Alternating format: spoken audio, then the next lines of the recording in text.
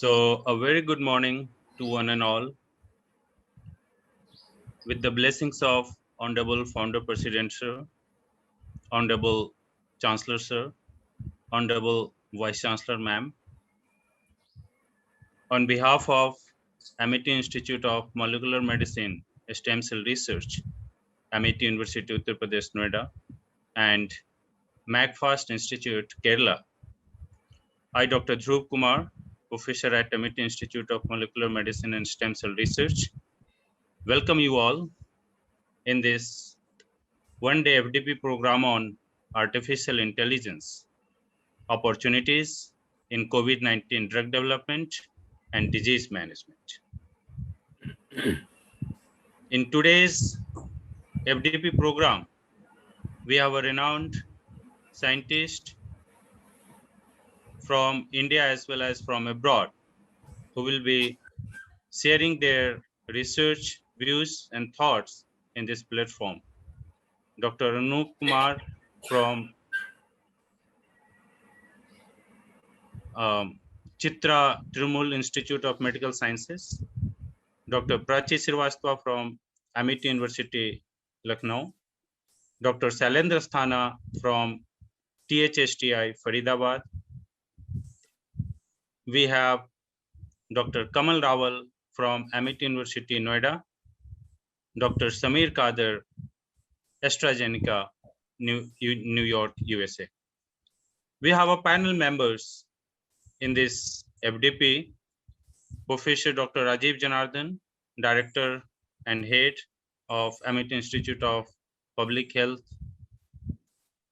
Professor Dr. Arvind Chavra, Professor and Director of Stem Cell Institute, Amity University, Haryana, Dr. Jyoti Kumar, Research Director from MACFAST, Kerala, Dr. Sujit Kumar, Head of Center for Proteomics and Drug Discovery, Amity Institute of Biotechnology, Amity University, Maharashtra.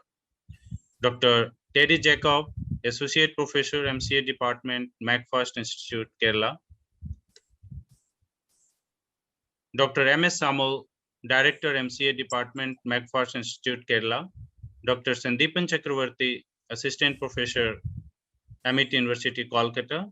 Dr. Blishan Santosh, Associate Professor from MACFAST Institute, Kerala. And Dr. Ranjita Ghosh Maulik, Amity Institute of Biotechnology, Amity University, Haryana. So, before we start our first session, the lecture session, I would like to invite Professor Dr. B.C. Das Sir, Head of the Department and Chairperson of Amity Institute of Molecular Medicine and Stem Cell Research and Dean of Health and Allied Sciences. Dr. B.C. Das Sir is a former founder director of ICMR Institute, Cancer Institute, which is in Noida. He is also a former director of Biomedical Sciences, Ambedkar Center for Biomedical Sciences, University of Delhi. So with this, I invite Professor Dr. B.C. Das Sir to give introductory remarks. Thank you, Dr. Dhruv, and very good morning to one and all here present. First of all, I welcome all the dignitaries, Professor P. Puspan Gadan. You all know, many people are knowing him. He is a renowned scientist. And then Professor Cherian Kuttail is the principals of MACFAST. And many of these the expert speakers in this one day long the FDP program. And there are several panelists and also all the participants, the faculty and students to this important FDP program that has been drawn out with the consultation of both the institutes, that Amity University and MACFAST, which has recently come into a an MOU signing between the two institutes, the two organizations, to carry out a lot of academic and the research program. Already there are several students have already registered for PhD program, and this is also one of the program that first we are organizing the FDP program, that too on a very specific subjects, which is very frontier subjects. The title is that the artificial intelligence, the opportunities in COVID-19 drug development and disease management. I also seek the blessings of our honorable great visionary founder president, Dr. Ashok K. Chauhan, who is the creator or the founder of the Amity universe. We call it universe because of the fact that it has more than 12 campuses now. There are several campuses coming, and now it is coming the Mohali campus, and also it is also proposed to have in Kerala also. It's a small unit which is looking after by none other than Professor Puspan Gadan, and there are several university campuses coming up. It is planned to have each state having one Amity University campus. And there are 17 campuses abroad, including a huge campus at the Long Island campus of the 175-acre built area, and that has been being developed as a global hub of research and innovation. So there are many activities have already started and initiated now. So, and then he is the founder of this Amity Universe or the university, and also we also seek the blessings of our honorable Chancellor, Dr. Atul Chauhan, and he is the most dynamic and young, energetic, our Chancellor, who are always giving us advice and in academics and research front, and also our very dynamic Vice Chancellor, Madam Professor Dr. Balvinder Shukla, who will be joining later on, not in this inaugural session, but she will be joining later on, and she has some other commitment. So, we seek her advice and blessings. So many thanks to her for joining this later on this FDP program to share with her thoughts, because she is one of the most active proponent of the research and innovations and the learning, teaching and learning. She has a strong hold on teaching and learning. And of course, who was the architect of this MOU, Dr. W. Selvamurthy. He is little, as you know, we are going through a difficult time. Every second person is affected, some or the other problem with the COVID. It may not be full-fledged, but he is bogged down with the COVID, and he has a continued fever. He is keeping all right, but he has fever continuing, so he will not be able to join, because we miss him very much in this meeting, because he is one of the architect and he is the very flamboyant on these aspects, and we really miss him. But certainly he will be there with us for some time, some other occasion. So with this background, it is important to that what is this we are doing before we learn from the experts, and what they understand, and how that the artificial intelligence, which is a buzzword now, so how that artificial intelligence can be used in the disease management. Particularly, it is the need of the time for a COVID. It is the serious COVID-19, the second deadly wave, I would say, deadly wave. That first wave was not that great, but that time death was much less. But this time it's a huge death toll is coming out every day. So it's a very scary situations.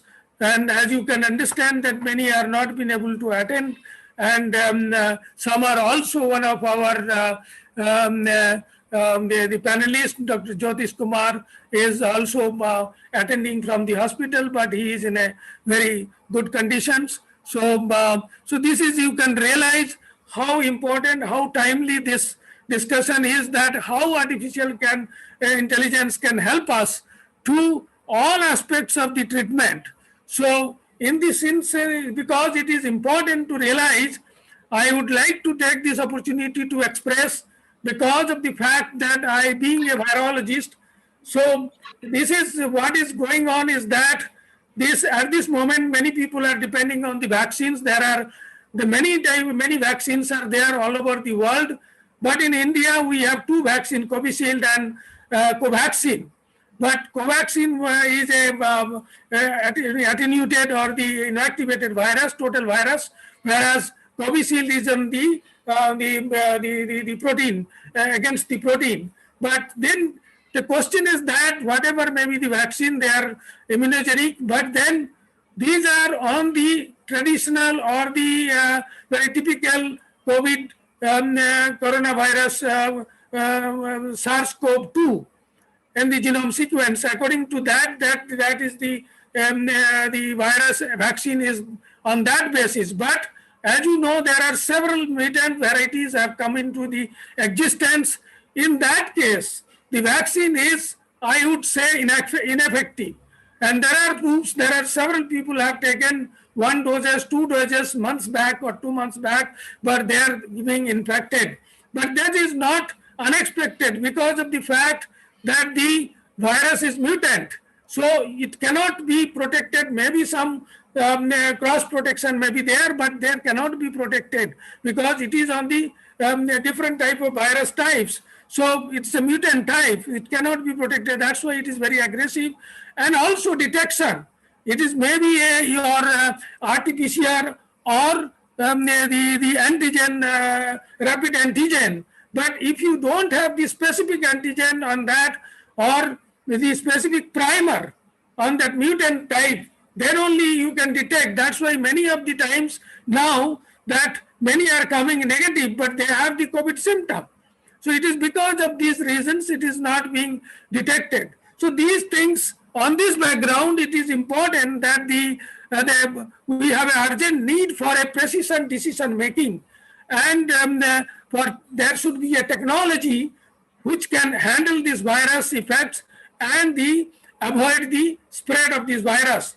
So I think some extent the artificial intelligence can help us, and these are the modern techniques which can help from all aspects of, for early detection to diagnosis, and then to the monitoring of the treatment, then the tracking of the infected or the contact cases, then the projection of the cases and the mortality can be predicted. So this can be precise prediction with the help of the artificial intelligence, development of drug, of course, and the vaccines, and reducing the workload of the healthcare workers, because there are huge workforce is needed. But if that artificial intelligence is used, this can also take care of this reducing the workforce, and it can also significantly improve the treatment decisions with the help of the artificial intelligence, and taking by the developing the appropriate algorithms for the precision diagnosis and the treatment decisions.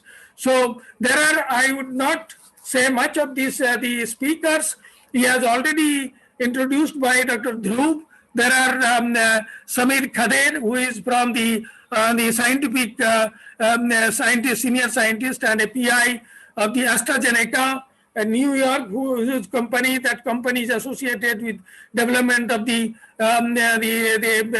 COVID vaccine. So and then the Anup Kumar is senior scientist G from the in charge of the molecular medicine, C. Chitra Tirunal Institutes in the medical sciences and technology from the Trivandrum, and then this Sailendra Asthana from the he's a senior scientist, also drug discovery research unit from the Thristi THSTI, and the Faridabad, and Dr. Kamal Raul and Prachi Srivastava from Amity. So there are very selected speakers, and I would appreciate all these the participants make use of these things. This artificial intelligence, I think first time a FDP has been organized, and it is for the faculty improvement. You can think of designing some projects and all this basis, and you can also introduce in your curriculum in teaching. So both in MACFAST, the college there, as well as in the Amity University here. So with this introduction of the few words, I would appreciate everybody's presence in this FDP program, and I am sure it will be very useful for everybody, and I thank you very much for participating in this meeting. Thank you, and over to Dr. Dhruv. Thank you, sir. Thank you very much for the introductory remarks. And since Dr. Selvamurthy sir is not well, so may I kindly request Professor Dr. Palpu Pushpanganam sir. He is a Director General of Amity Institute for Herbal and Biotech Products Development, Amity University, Thiruvananthapuram. He is a recipient of several awards, including Padam Shri. He is also a former director of Tropical Biotechnological Garden and Research Institute, Kerala. He was a director of National Botanical Research Institute, Lucknow, and Rajiv Gandhi Center for Biotechnology, Thiruvananthapuram. So with this, may I kindly request Professor Dr. Palpu Pushpangan sir to give introductory remarks. Sir, over to you.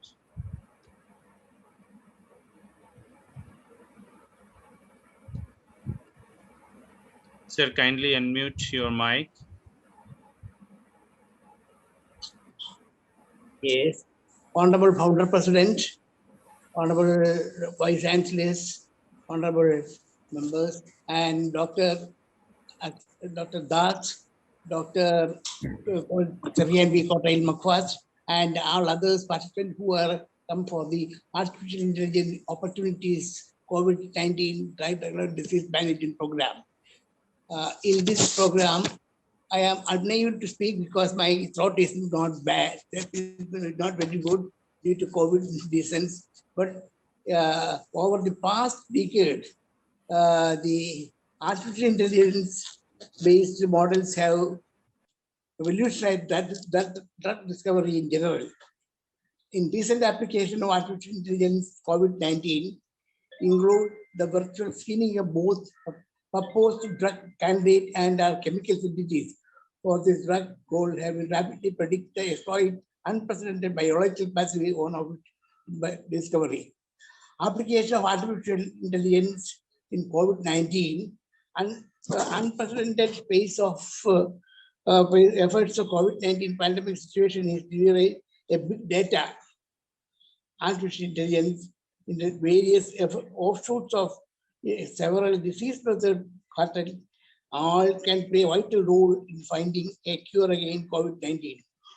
All is being successfully used in identification of COVID-19, but the recent outbreak of COVID-19 in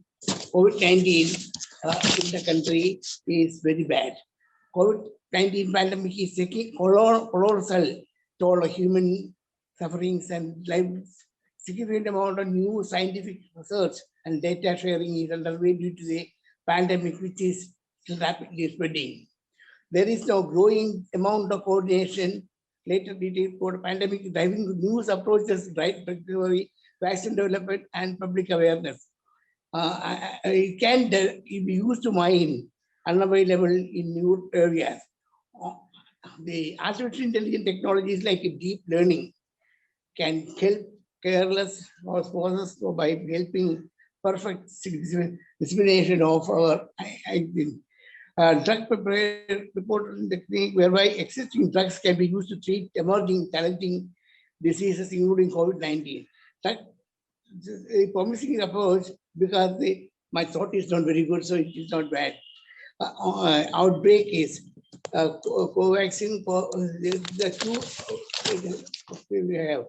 The principal scientific advisor, Dr. Vijay Raghavan, has explained that countries India has been owned by the Times of India yesterday news was there that the coronavirus pandemic witnessed India in very potential ritual. It gave it the Shaker ambassador. I don't think I will talk much, but I think I will send a small note to and I did not speak very well. My thought is not very good.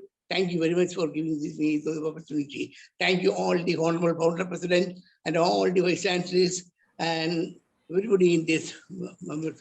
I thank you very much. Thank you all. Thank you. So thank you so much for coming to this FDP program and also for giving introductory remarks and address the gathering. So, sir, thank you again. Thank you very much, and wish you a healthy and safe life there in Kerala. And now, may I kindly request Dr. Cherin J. Kottavil, a principal of MACFAST Institute, Kerala, to give introductory remarks. Sir, over to you. Thank you. Good morning to all. Dear delegates, it has been a great joy and privilege to address this FDP on a very relevant topic, artificial intelligence and opportunities in COVID-19 drug development and disease management, which is jointly organized by Amity University and MACFAST as part of our MOU. Hope this academic collaboration will be mutually beneficial for the participants in the area of COVID-related research. As we know, our nation is going through a very crucial and uncontrollable threat of pandemic. Many are dying without having proper medications, lack of supply of oxygen, and not even an entry to a hospital. Our government and healthcare department are struggling to manage with this tragic situation. At this point, we have come to discuss on COVID-19 drug development and disease management by using the emerging technology of artificial intelligence. Hopefully, artificial intelligence can contribute much in the time taken, success rate, or affordability of the drug development. Various machine learning approaches have recently emerged, which has been successfully applied in drug discovery and development. As a multidisciplinary field integrating insights from diverse disciplines, including computer science, biology, and mathematics, I hope today's session will bring a platform for future collaboration in further research. I would like to take this opportunity to thank and appreciate Honorable Professor Dr. Ashok Chauhan, the founder of Amity institutions, and appreciate the presence and interactions of Dr. Adul Chauhan, Honorable Chancellor of Amity, Noida. And I'm really sorry to hear that Dr. W. Salvamurthy is affected and hospitalized. I extend my prayers and concerns over to him and pray for his speedy recovery right now. And Honorable Professor Dr. B.C. Das, Dean, Health and Allied Science, Honorable Professor Dr. Pushpangadan, and Dr. Dhruv Kumar, the coordinator. I also take this opportunity to acknowledge and appreciate the presence and presentations of our proud alumni, Dr. Shamir Khader, Senior Scientist and Principal Investigator, AstraZeneca, New York, and Mr. Stephen James, coordinator of this webinar. I wish all the very best to all the participants. Thank you all. Stay healthy and safe. May God bless all. Thank you. Thank you. Thank you very much. Thank you. Thank you, sir. Thank you so much for your kind words and introductory remarks. And since our Honorable Vice Chancellor ma'am will be addressing this FDP in the afternoon, may I kindly request or I would like to introduce our first speaker of for today's session, Dr. Anup Kumar. Dr. Anup Kumar is a scientist C and the scientist in charge of Division of Molecular Medicine at Sri Chitra Thirunal Institute of Medical Sciences and Technology, which is under Department of Science and Technology, Government of India. Sir has published several research articles, and sir has main expertise in virology in this area. Sir has done PhD from Calcutta University.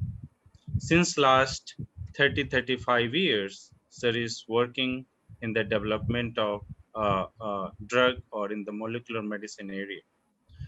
Sir has received several fellowships, including Fellows of Harvard University, USA, Pool Scientist Award, CSIR, Center for Advanced Study Fellowship, BHU India, Columbia University Postdoctoral Scientist, USA, and so on. Sir has extensively worked on C. elegans model, where Sir has explored the molecular pathway involving in learning the memory and studies using various neuronal specific mutations. The main research area of Sir's is experimental neurobiology, where a specific interest in neuronal network and neurological diseases associated with alteration in connectome. Sir has guided several PhD students, MSc students, ample students in his career. Sir is also a member, active member of several committees in the funding agencies, including DST, DBT, as well as several research committees. So with this, I kindly welcome Dr. Anup Kumar, sir, to deliver his lecture. Sir, over to you now. Thank you. Good morning to the distinguished panelists, and especially Dr. B.C. Das, met after a long period of time. Thank you for inviting me for this talk. Basically, as introduced, I'm basically a neurobiologist with a lot of interest on diagnostics in various diseases. One of the diseases which we have been focusing was on tuberculosis, which is one of the serious concern in our country. And we have been working on that for some time.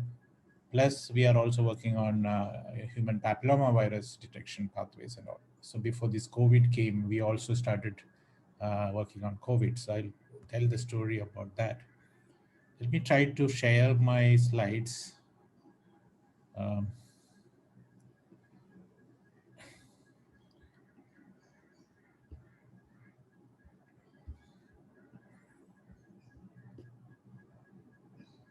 Is my slides visible? Somebody can tell me about it.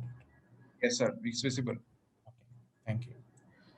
So I will be just putting a baseline of today's meeting. That's what I thought, because I'm not working on artificial intelligence per se, but I want to talk about how this pandemic is actually moving on and where it is actually standing right now. So I borrowed this title, Science in the Time of Pandemic. It is one of the famous books by Gabriel Garcia Marquez, which was a novel which is on, love in the time of cholera. So just almost rhyming to that. So I think we have the history of pandemic. 100 years back, we have a serious pandemic happened. It is called Spanish flu. Which is almost now we are in almost mirroring that status in our country. Spanish flu also affected our country significantly higher in 1918 to 21, 3 years, 2-3 years it went on.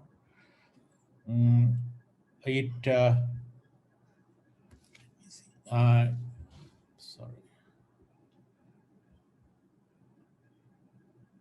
You can see the slide, right? Yes, sir, we can see. We can see clearly, Ursula. Please go ahead. So this was, almost 2 years of history of Spanish flu, and around 40 million people died. That was almost on the records wise says around 40 million people died in that wave of influenza infection in the world. And out of that, half of them, almost 18 to 20 million, were from India. That was the status we were talking about at that time. If you look at how the Spanish flu waves came in, it came actually 3 waves. The first wave was the highest, and the second and the third wave, and it was affecting mainly at the age group of, it was children were more mainly affected, but the middle age group, around 20 to 40 years, people were significantly affected at that time. So slightly, that is a major difference we found in the COVID versus, the Spanish flu part of it. But this is not the first time we are seeing this influenza pandemic happening. And if you look at the history of influenza pandemic, it is actually coming faster and faster into the world. There is very less frequency of time is required now. It is to infecting so many people now. So that is a big concern. It's one of the serious concern.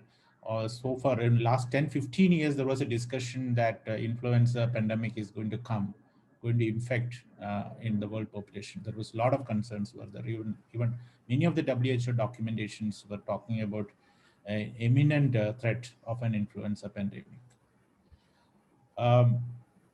Even if you look at it, there was another pandemic, we call it as, swine flu. That's an H1N1 flu, which also came in 3 waves. This has happened in 2009 to 2010.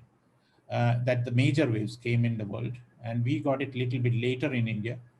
And that also have multiple waves. It was a serious wave. And if you look at how it infected in India, this H1N1 was mainly affecting, there was, mainly the Maharashtra and Rajasthan was mainly affected at that time, and Gujarat also. Quite a lot of infection was there in the swine flu of it. And if you look at it in 2014 and 15, about the H1N1 infection, there was around 1,800 deaths in around 1915 to 2015. I'm talking about. They're talking about 6 years back. And 2017, there was around 1,090 deaths, which was happening. And it was mainly in Maharashtra and Gujarat. And there was a study which was showing that around 16 million children, it was mainly swine flu was affecting the children. And 16 million children under the age of 5 was infected in India in 2016. Fortunately, we didn't have that many deaths because there was an effective vaccine was available by that time, because we had a swine flu earlier in the Western countries, and there was a effective vaccine was developed at that time. Then the second, much more serious, influenza virus came called as MERS, which was on 2012 to 2019, and that was very severe. It's around 35% of the people who are infected were dead. So because of this, mortality was very high, it didn't spread. And it is actually originated, it is actually a camel infection. Camel infection was shown even in India with the MERS virus. And it was crossed to human only mainly in the Middle East region, and some in the Europe also. But there was a severe mortality, so it was contained immediately on that. Because of the mortality only, it was contained. And it was very serious. Fortunately, India did not get that disease at all. So this crossing of species, for example, MERS were crossing with the influenza virus in coronaviruses in the bat, and the coronavirus present in the camel was getting fused and was getting infected into the into the human. It is crossing the species. So that was a dangerous sign. All the signs were there for us to be as a serious warning. Now, let us see how India is in disease profile of India in general. If you look at it, the burden of diseases, if you look at it, we have, tuberculosis comes as one of the major influence. I mean, I'm talking about respiratory infections mainly. Tuberculosis, general respiratory infections, and fever of unknown. If you look at it all, they are very high in our country. Okay, so that is affected a lot of people, millions of people affected because of these disease profiles. And where these diseases are actually prominent in our country is, if you look at it, tuberculosis is mainly distributed in these red states, where Gujarat, Madhya Pradesh, Bihar, UP, and all. And respiratory infection, if you look at it, where it is distributed, it is mainly in the orange regions, and that is almost like a mirror of what tuberculosis infection is, right? So this is the dangerous zone where majority of the people get respiratory diseases in our country compared to South and even the Kashmir area. It's the middle part of India. It's a major concern of it. So if you look at how the COVID looked like, this is in August. We had a first peak, just before the first peak came in. This was the image of, at that time, how the COVID distribution looked like. You see that where the respiratory infection regions are actually missing COVID. You see that. That was a big concern for all of us to look at it, because COVID has not infected yet on those populations. So that's a huge population number which was waiting to get COVID infection. And COVID infection was mainly dominating in the southern part and some in the northern part of it. But majority of the middle portion of it, which are very vulnerable population with severe respiratory infection, was not showing that much disease. Look at it now. This is on 23rd April, I mean, 2 days before, the pattern of it. This is the August pattern, and this one still we are missing, still we are ready to spread here. So I think it's still, if you look at it, the pattern didn't change, but there are some started coming in these regions where there is in the middle portions started coming, especially Chhattisgarh and all. But still there is a huge population left out. So it's still a huge concern that we are going to get a bigger number of COVID infection yet. That a vulnerable population is still sitting. If you look at how the virus look like, virus is actually changing a lot. If you look at between SARS-CoV-1 versus MERS, the genome is actually shuffled. It's quite a lot of shuffling is happening, mainly because it is coming from different species. Multiple species is the influenza virus is mixing together, and gene patterns are actually changing. The main non-changing part is the ORF1A and ORF1B, those two genes, which is our coding genes. These are protein genes mainly, except the N, but S and this membrane protein and all are surface proteins. So ORF1A and 1B is the one which is tried to be conserved among the SARS. So that is very interesting to see. Okay, so that is a one portion which I'll be talking about a little bit on the next slides. If you look at how the COVID infection was going on in the world, this is the curves in US. Okay, if you see that the first, I showed you in the beginning how the Spanish flu looked like. The first curve was the biggest curve, then the second was smaller, and third was still smaller. But COVID has changed the pattern. COVID, the first wave was smaller, second wave was slightly bigger than the first one, and the third wave was very big, extremely concerned. This is in the US, and there is an expectation there is a fourth wave is going to come in US very soon. When you look at how India measured on it, there is still a lot of data are missing, but I took Kerala, Maharashtra, and Tamil Nadu data as a pattern of it, just to see how the pattern looks like. If you look at the Maharashtra pattern, Maharashtra is the first one major peak came. This came in around in August, September time. That is the biggest peak. Tamil Nadu peaked and went down. Okay, so this is a kind of a milder peak. I mean, the number was still higher, around 5,000 cases or 6,000 cases per day, coming and come down. Kerala had a very different pattern. Kerala was not coming down at all. It was continuous. It was going till February. We are talking about not the second, before the second week starts. We are talking about that time. It was continuously maintaining a pattern of it. That was a very strange looking at that time. There was a lot of concern that virus is not going away and it is still maintaining a population in the state. Or even though other states were showing a dramatic recovery from the pattern. And missing other peaks which world was seeing, in India it is not coming that much, was also another concern, because we are missing peaks. That means we may get a much more worse scenario was predicted by many groups at that time. Okay, that was a serious concern was kept. Now this is the current situation we have. We have a second peak coming in a very strong manner. Almost 7% of cases are added every day. 7 to 8% cases are added every day. That is a very huge percentage, because in US, when the third peak was coming, it was around 1.2 to 3%, 2% per day addition. But we are in a 7 to 8% addition of number of cases. If you look at how now US looks like, this is on yesterday's data.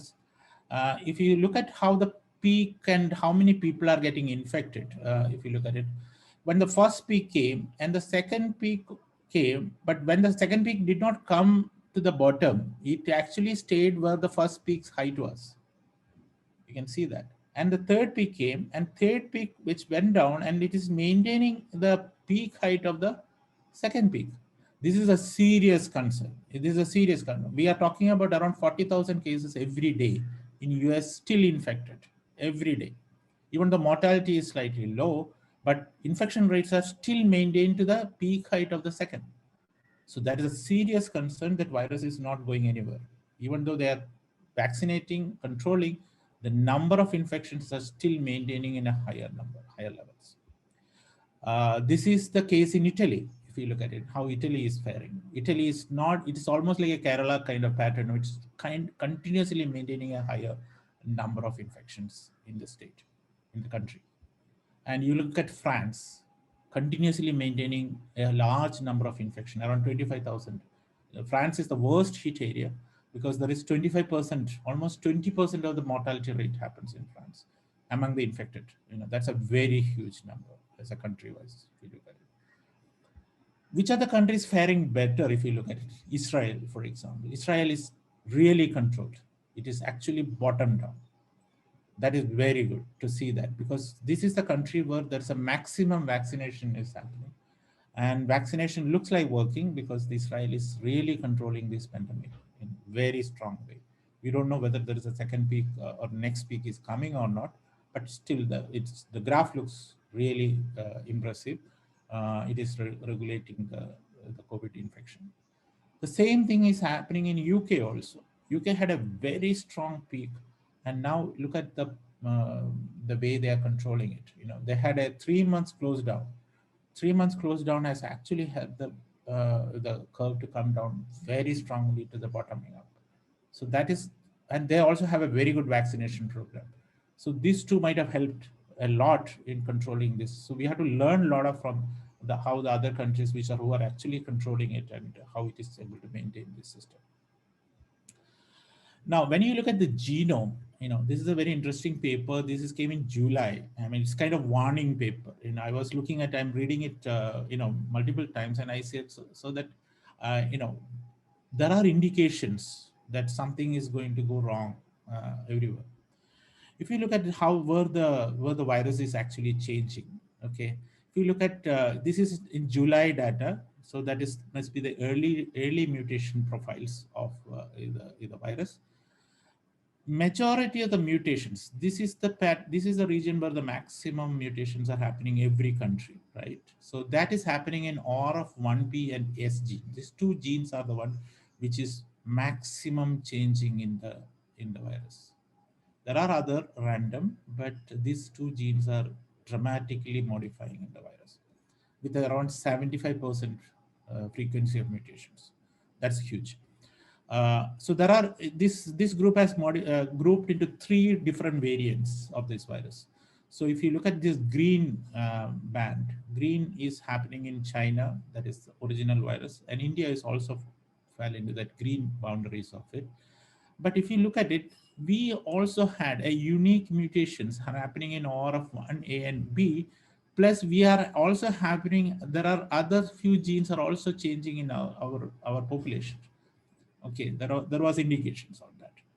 And there is a red band, we are seeing this, this British variant and the Brazil, two most infective variants we are talking about currently. These two are in the red zone. And there is a blue zone where there is a lot of Germany, US all fell into that blue zone. So keep in mind these three colors. So green is the, where the China original virus came in, and this Brazil is the most infective one. Now look at how it was distributed. So this, if you see the fatality rate among these three groups, green, red, and blue, the red has the maximum fatality rate, and that was in Brazil. And that was also distributed in some parts of Europe. So that is the green distribution. This is the least mortality. We are talking about in June, July last year data. Okay. So that was the one which was in our country, in India and Asia Pacific regions. So which has a least mortality rate. So that could be the reason why we had a very low peak in the first space. But we had these viruses roaming around us. Either the blue ones and the red ones existed. So we thought that we are in the safe zone. Okay, that was a big mistake we made.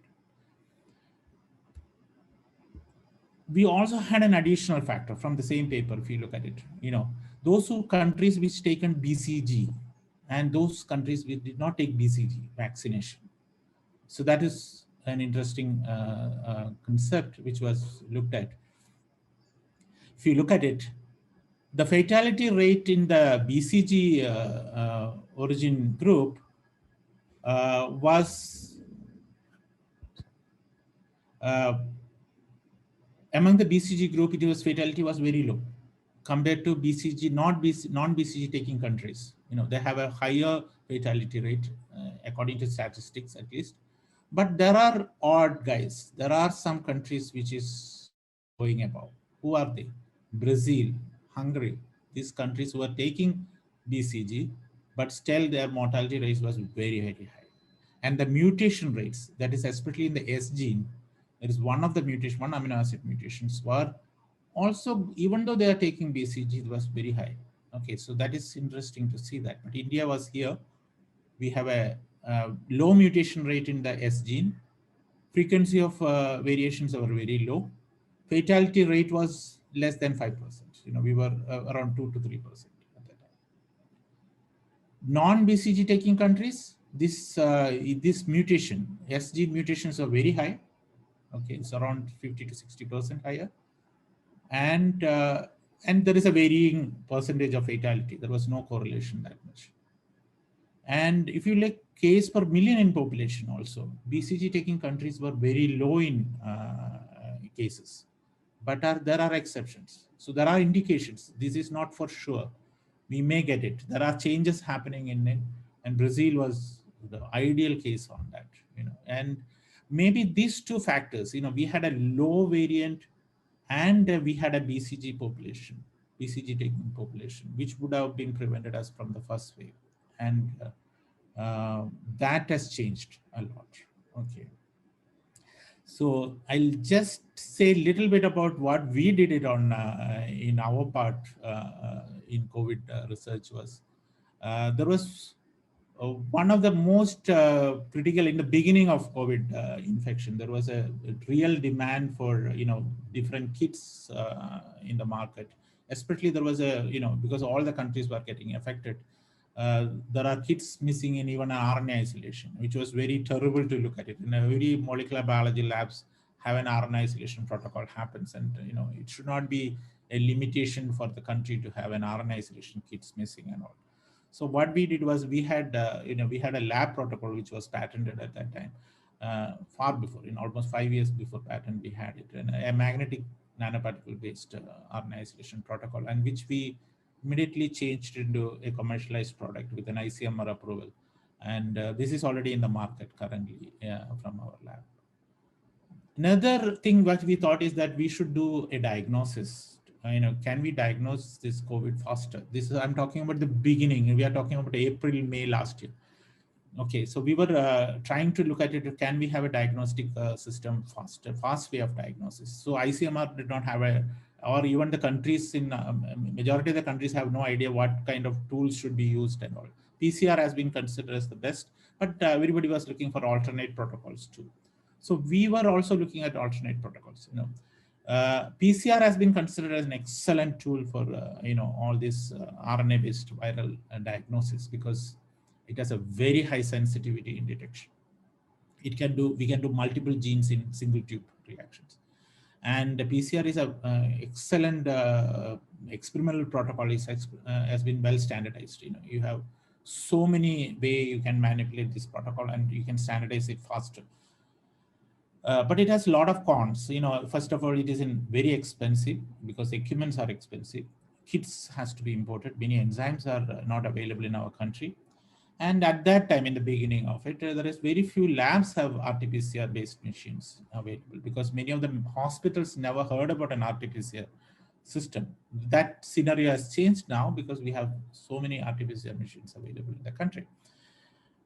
Plus, it will take around 6 to 8 hours, RNA isolation plus doing all these reactions. Expense was one of the major concern at that time. So is there an alternate way we can do an RNA, detection method? This is the antigen-based rapid test, which is a very cheap. Okay, it is 10 to 15 minutes you will get a result. That is very good for fast diagnosis of it. But the problem of any antigen-based test is it has a very low sensitivity. It has only 65% sensitivity compared to 95 to 98% sensitivity we are talking about in RT-PCR. So there is a lot of patients you are going to miss, especially in a pandemic situation that is considered as serious in many ways. Early detection is also not possible because you need to have a minimum amount of antigen present before the detection starts. Margin of error between patients also pretty high in rapid tests, because each time you make it a different kind of results when you do antigen based. But it is very fast. It can be mobilized faster. You don't need facilities that much. Pluses, that's a big plus. Another test is called as a LAMP, RT-LAMP. That is again a molecular biology based test, which uses a very simple, even in a water bath, you can do this experiment, so you don't need expensive equipments and all. So that is one big plus for this particular technique. It has been established as a point of care for many of these diseases, infectious diseases, not in COVID, but there are other infectious diseases. But it has a lot of cons. One is you cannot do multiple genes cannot be amplified. You have to independently set up reactions. There are more manual steps because you have, compared to RT-PCR. And this technology is pretty new. So that is one of the bigger disadvantages. There is standardizing a LAMP reaction is pretty complicated. So you have very less flexibility of changing the conditions in lab. So that is considered as a very serious limitations of it. So we have been working on LAMP-based technique for TB and HPV. So we thought that, why can't we try it out on COVID? And we took one particular gene called as N gene, which is present, the selection of genes in all these diagnoses is very critical. Why N gene is selected in many of these diagnostic tests, in many of the PCR tests, RT-PCR tests done in US and all select N gene as their target gene, mainly because if all the RNA which is the virus is going to produce, even for the coding gene, all the RNA contains this N gene present and it cleaves off after. So you have a large amount of N gene present in the pool of RNA. So your sensitivity of detection is higher. So that is one reason why N gene has been considered as one of the interesting gene to try, okay, in diagnosis. okay, detection of disease. So we also selected engine in the beginning, and we standardized a technique called as a real-time lamp technique. Okay, that is one of the techniques which is very interestingly come out very well, which has a very interesting ROC levels also, but it has a limitations. One thing what we immediately identified that it has a detection limitation still. It can only go up to around 1,000 copies of virus. Cannot, because RT-PCR can detect around 10 copies of a virus present in your sample. But LAMP, whatever you try, you as the copy numbers reduces, around 1,000 to 100 copy number, you have a large error value started coming in, huge errors between the experiment. Sometimes it picks, sometimes it doesn't pick. But if it is a higher copy number, everything is okay, and you have 100% sensitivity comes in. So this is a serious concern for us also. So that shows that only those patients who are higher copy number will have a higher chance to pick up in the LAMP test. So we changed it immediately. We changed to now we have a new kit which is called as Chitra's multiplex RT-PCR kit, which is going to come in the market probably within a couple of weeks. Around 5 companies are taken up this technology now. This we are using RDRP and ORF14, NSP14 gene, and RNSP. So these 3 genes multiplex kit has been developed with a very strong high specificity and sensitivity, and ICMR has approved this kit. So this is our role, what we played during the COVID, because that is what we thought that we should do as a part of science. What we do, we know the technologies, and we should contribute somehow to this science. If we can help at least 10% or 10 people at least, we should do that. That was the feeling we all had. Now, why this second wave in India is so high? Everybody asks this question. Why we missed the first one, and why second wave is so high? And it is so much scary looking. I don't know how many of you know about this R value.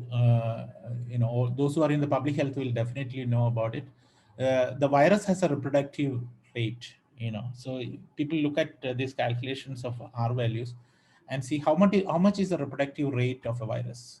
So COVID is supposed to be, we should control COVID only if the reproductive rate is less than 1. Okay, that is the concern. So it should be somehow it has to be contained below 1. Okay, so that means I'll show you the slide. But currently, what is the R value? This is we are talking about in April 18th, and this is from University of Michigan's data. We are almost in, if you look at Assam, it is around 2.79.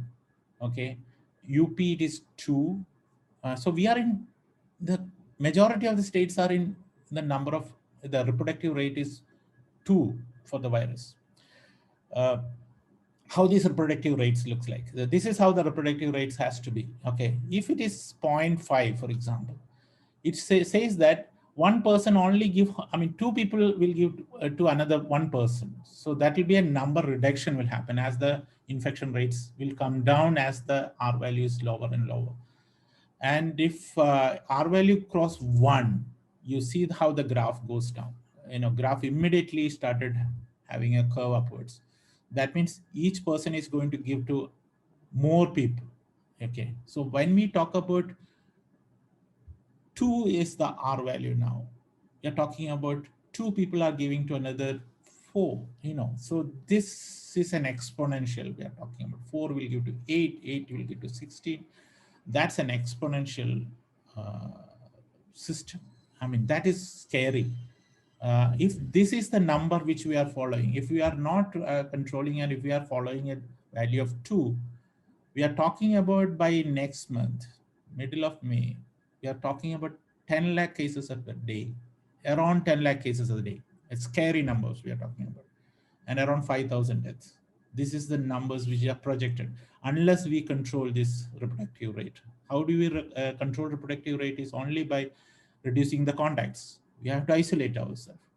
So there is no other way. Otherwise, virus is looking for a host. If you give a host, it's going to get it, and these numbers will increase. So as we crowded more, as all the systems collapsed, we have much more number of infections will happen.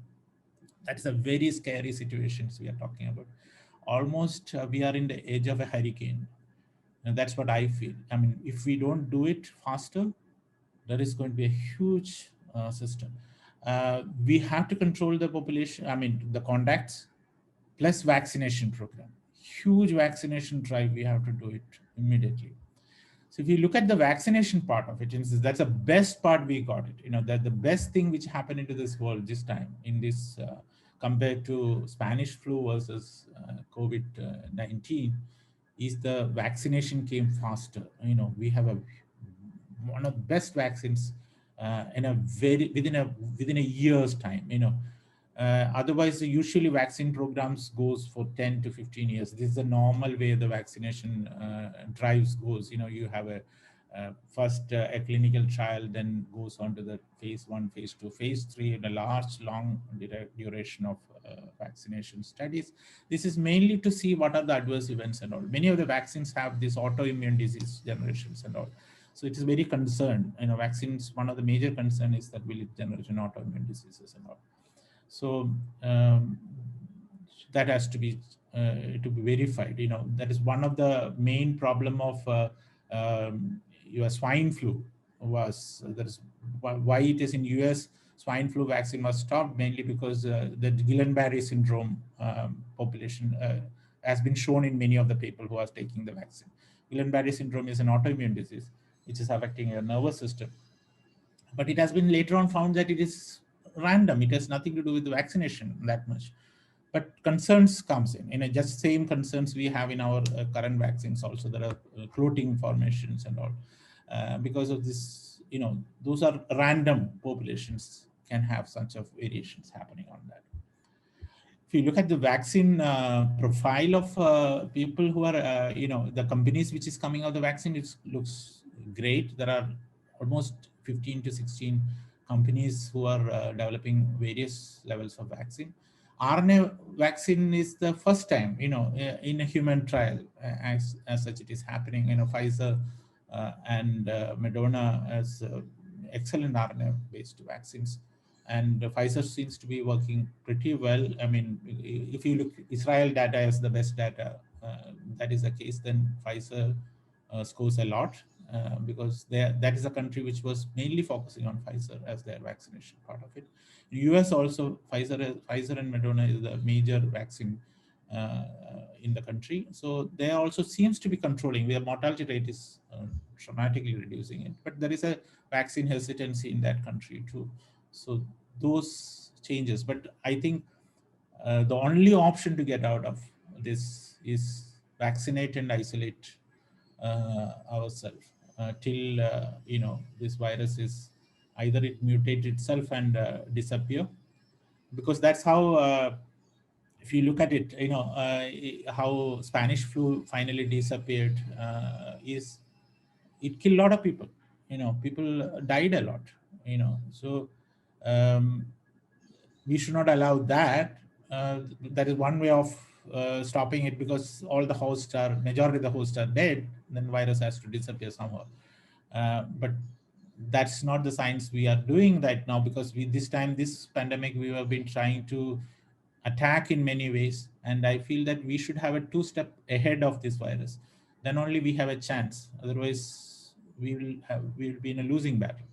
And especially, the whole world is worried about India. And I think this is the right time to discuss about this disease, because we are the top now, are going to be discussed everywhere, how India is going to control this COVID pandemic effectively.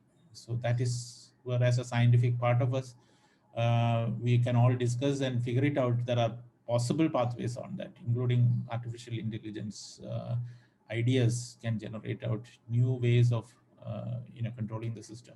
That will be a great opportunity for us. I would rather just like to thank a few people like Swati, Amal, Risida, Anjana, and Vishnu, all those who are the people who are actually contributed to this diagnostic kits we have developed.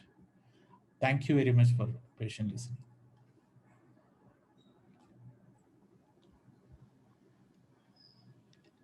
So Thank thank you, sir. Thank you very much for sharing your the research experience, the data, and the work that you have done at your center to detect this coronavirus. So thank you again. Thank you so much, sir. And we have a couple of questions in question answer. So yeah.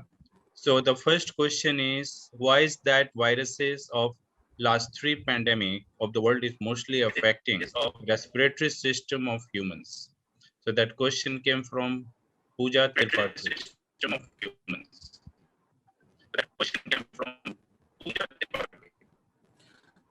See, these are influenza viruses.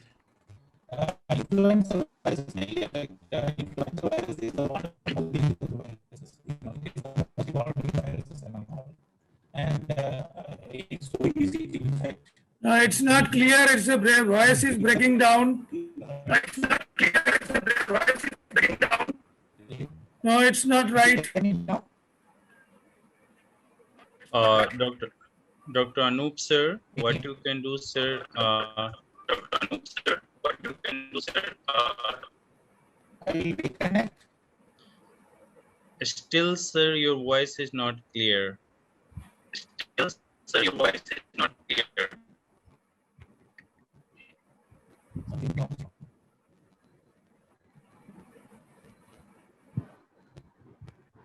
Just wait for a minute. Wait for a minute.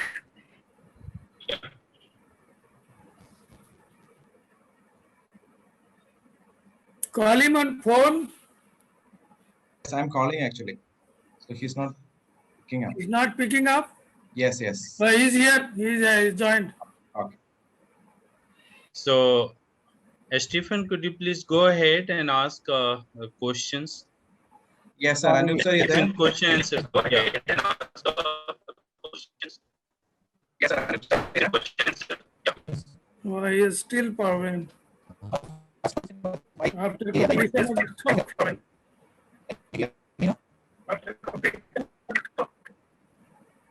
Can you hear us?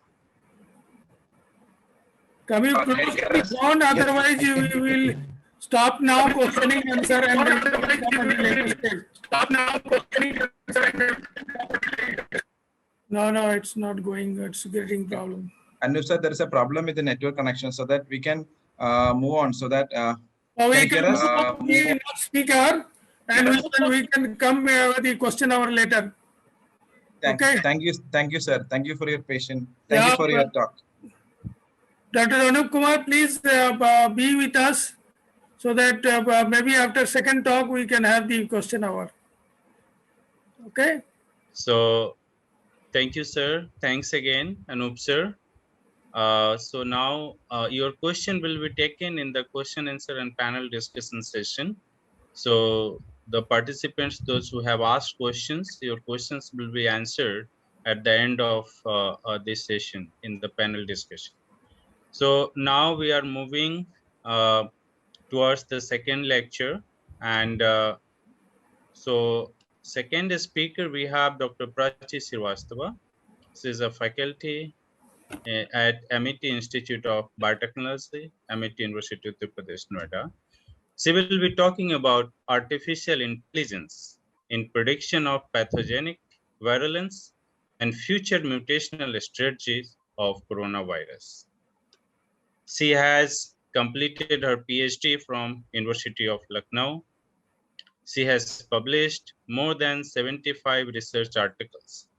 Her main area of research is bioinformatics, artificial intelligence, and machine learning approach to develop programs or pipeline for sequence alignment, mutational alignment, or mutational heterogeneity. Recently, she has patented a pipeline which has been developed to analyze the coronavirus mutation. The pipeline, the name they have given is TULNA, T-U-L-N-A. Another genome viral analysis pipeline they have developed is GVAN. So her group is very active on coronavirus research. She has published several research articles as well on COVID. So with this, may I kindly request Dr. Prachi to give her lecture. Dr. Prachi, over to you now. Very good morning to one and all. Thank you, Dr. Dhruv. And first of all, I would extend my very heartfelt thanks and would like to congratulate the speakers for arranging the very important and fruitful session for the current time. So I would like to extend my very heartfelt thanks for inviting me and giving me this opportunity to share my views among the galaxy of academicians and scientists. Thank you so much, sir. Yes, in the current time, we are running with this pandemic. We are putting our all efforts either on the clinical side or on the investigative side of investigation. But among all, the AI is one of the very important way through which we can we can fight with this pandemic, and we won the this pandemic uh, and the lockdown and all these things which are just going to demoralize our youth and to us. So definitely it is very, very important and technical point. And I would like to brief with the introductory part to the application part of AI. So now moving towards my slide, just a minute, moving towards my slide.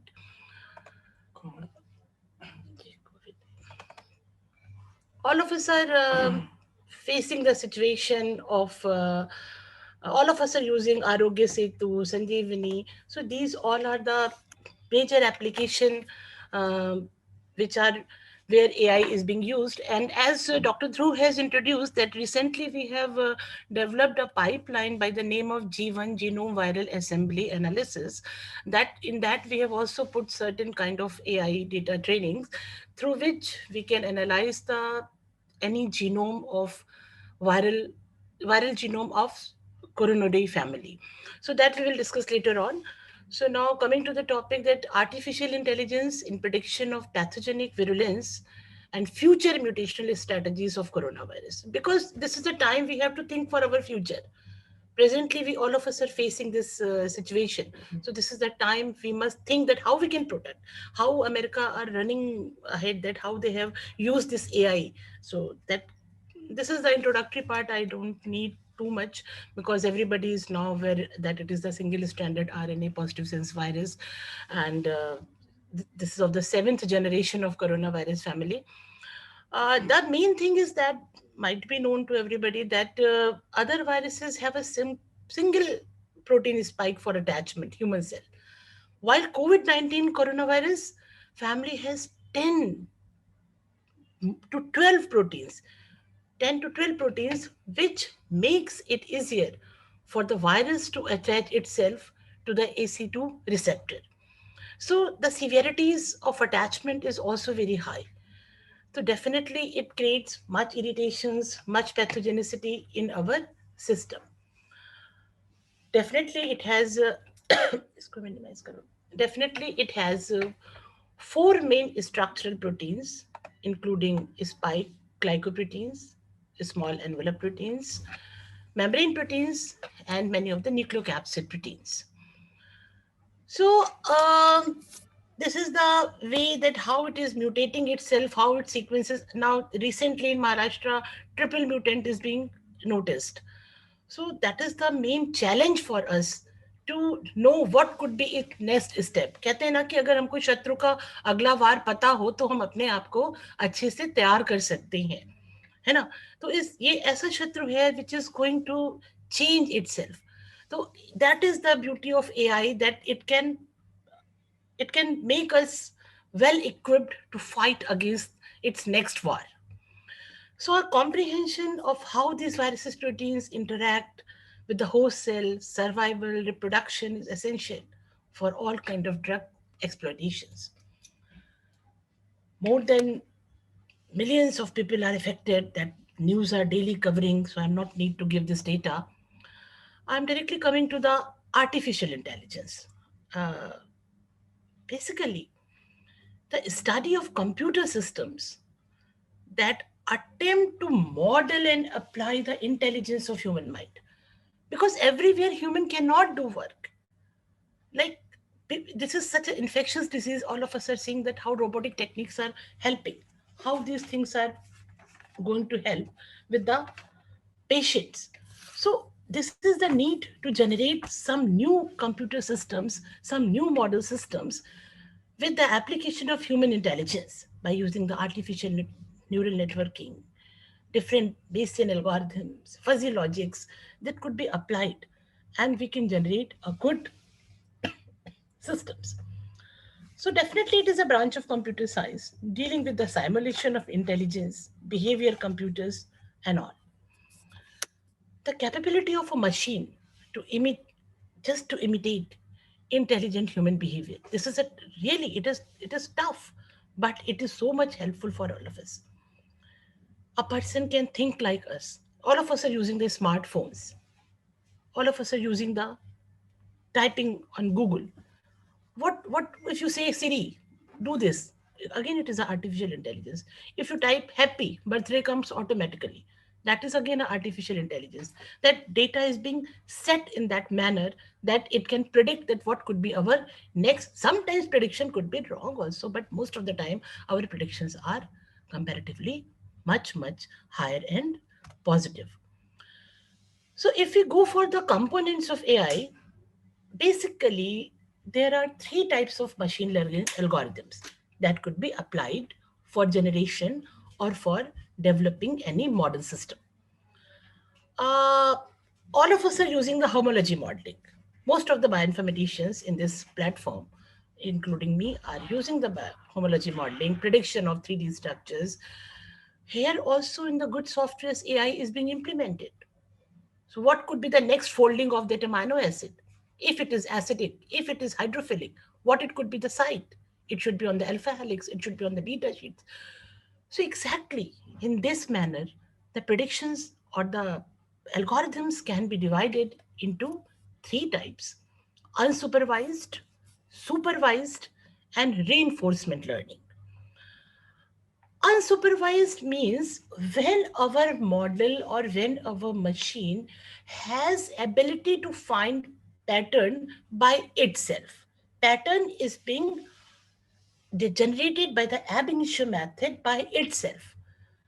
Whereas, because in unsupervised pattern, machine itself finds the pattern. Machine apne up just to dig out what kind of pattern should be the next one. That is the fuzzy logic type of things going on. Whereas in supervised, we give the positive and negative data sets. Like, for example, I'm giving you an example. We have many CT scan, HRCT of COVID virus patients of the different level. Some are having 8 values, some are having 2 value, some are having 14, 18, up to 20. So these kind of images, these kind of data can be set into the models. So the classification and prediction algorithm, it is based on the previous examples. So that data is, it matches in the second kind of supervised kind of pattern algorithm. It matches on the basis of data which is given by ourself, which is being stored, which is being uh, deposited in the models as a, because every model works on the existing some kind of data. Okay, so in supervised data sets are known, whereas in unsupervised data sets are not known to us. In reinforcement learning is, you can say, it is a something very much near to the supervised, that use of sequences or use of rewards and punishments from like punishment and rewards means if you go for the alignment, all of us are using the multiple alignment, sequence alignment. So if we go for the alignment, we give the gap penalty, we give the match score, mismatch scores, something like that. So in the reinforcement, this kind of rewards, and where matching is coming, rewards are given, where matchings are not coming, punishments are given. So it is a kind of third algorithm, which is the advanced form of supervised algorithm. Okay. So this three kind of components, three kind of algorithms are being used in the development of different models of machine learning. This data is being generated and data is being transferred to the suitable platforms, and from that platforms, AI persons, AI experts, they are generating, they are making the use of this data for different sectors. Here we are discussing about the medical and healthcare sector because this is the time of such a pandemic situation. So definitely I will be focusing more and more on the medical, though AI is implemented in all over, in meteorology, in this IT sectors, but no doubt our biological or healthcare system is most demanding system for artificial intelligence. So if you go for the healthcare system, it includes physical objects, medical devices, sophisticated robots for delivery of care, robots for surgery. They all are equipped with the good machine learning, with the good training of data, with a good set of artificial intelligence. So physical devices, artificial intelligence, uh, robot are going to deliver the food, robots are going to deliver the change the bed sheets, robots are, so these kind of how these things are doing, because in COVID-19 it is such a infectious problem. The problem is the infection is very important. So by using these physical devices, at least we can save our health workers, we can save our staff also. So there are certain physical devices. Rather than that, there are many benefits of artificial intelligence in health sectors. It can definitely assist physicians. uh, Many scientists are, many medicos are using the different apps on the symptom basis, that they can give the answers of the questions. Many, even in some countries, the this in Canada, COVID chat system is started, and people are using the system. So just put your symptom and it will give the answer that which medication is required at this stage. So definitely clinical decision making, better clinical decisions, replace human judgment in certain functional areas of healthcare. Up to date medical information, definitely text mining, because if we don't have text, if we don't have literature, if we don't update ourselves, so the clinical practices could be updated. Then experienced versus fresh clinicians. A fresh clinician is here and an experienced clinician is there. So there is no need of the physical presence. We can use by the AI systems and we can do the betterment. We can help the patients. We can give the answers to the system. No doubt, human tires, thak jate hain. Machine, they do not tire. Robot can work day and night. So 24 into 7 availability of experts as well as the physical machines also. The prediction of outcome of the diseases as well as, this is the main important, prediction outcome of the disease as well as treatment, feedback on treatment system. So in all sectors, these kind of things are, just a minute, my screen is not visible, just a minute for a moment. Okay. So this slide, now next slide explains that, just a minute. Yeah.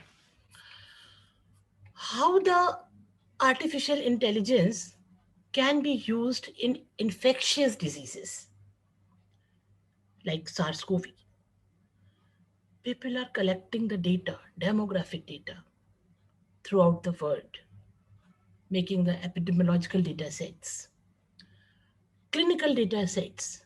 And the third one is the more important, is the genetic data sets, where a bioinformaticians very, very much required. So you can see that data management and processing comes with all these three steps: AI, ML, or deep learning. Okay. Then by applying here all this, using this data, we apply this, and then we come to the application part in the therapeutics, diagnosis, prevention, hospital operations. So in the current time, in reference to the COVID-19 patients, the large scale data can be integrated and analyzed by advanced machine learning algorithms to better understand the pattern of viral spread. In America, they have done this. I'll just go through next slide. The programs they have developed. So we can go what could be the next pattern of viral spread and how we can improve our diagnostic speed and accuracy, how we can develop novel effective therapeutic approaches, what could be the next step mutation of that virus, what could be our approaches, and potentially identify the most susceptible people based on personalized genetic and physiological characteristics. I'll go one by one, what all kind of things. What is a personalized genetics? How the susceptible people can be screened out. So this is the small way of representation how this AI protocol can be used in the health and medical care sectors. No doubt, this genetic generation needs a handsome amount, a cost.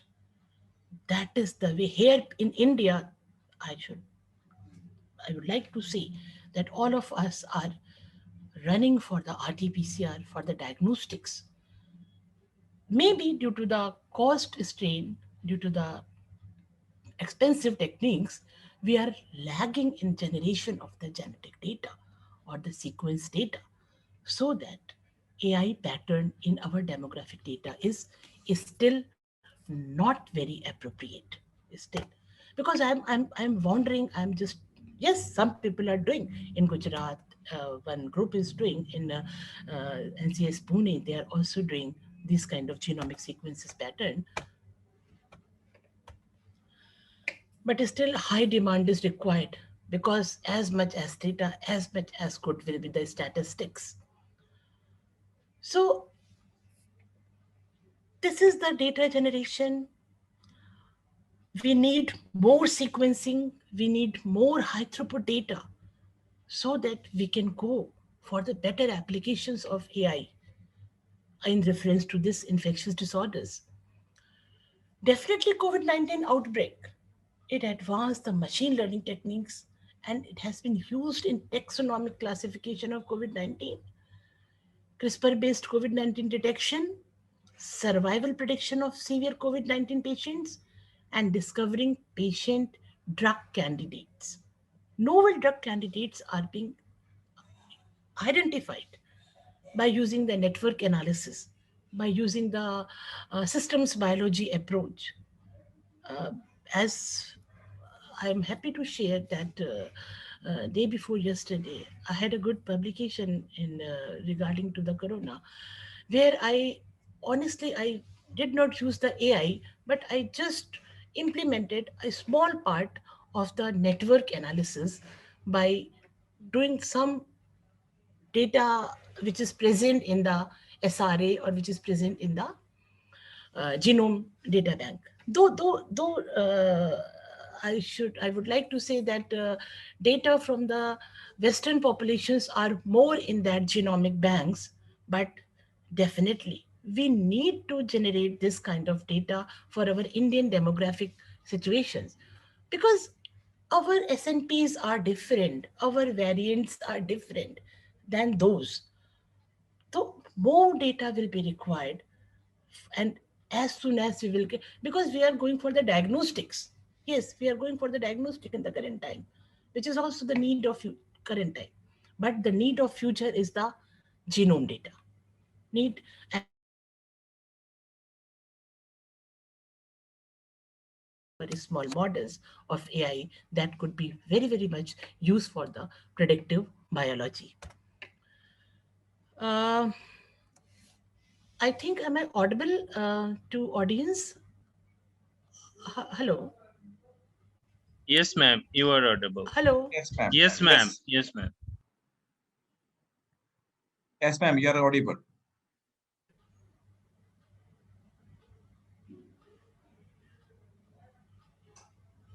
Hello? Yes, ma'am. Yes, We ma'am. You can are hear you audible. clearly. Okay. Actually, my net was little bit trembling, so I was little bit horrified ki whether I am audible or not. Thank you. Thank you so much, sir. Thank you so much.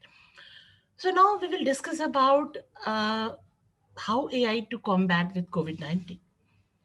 So we can use this mechanism for understanding the virus and enhancing medical research on drug treatment, detection, prediction of evolution of that virus.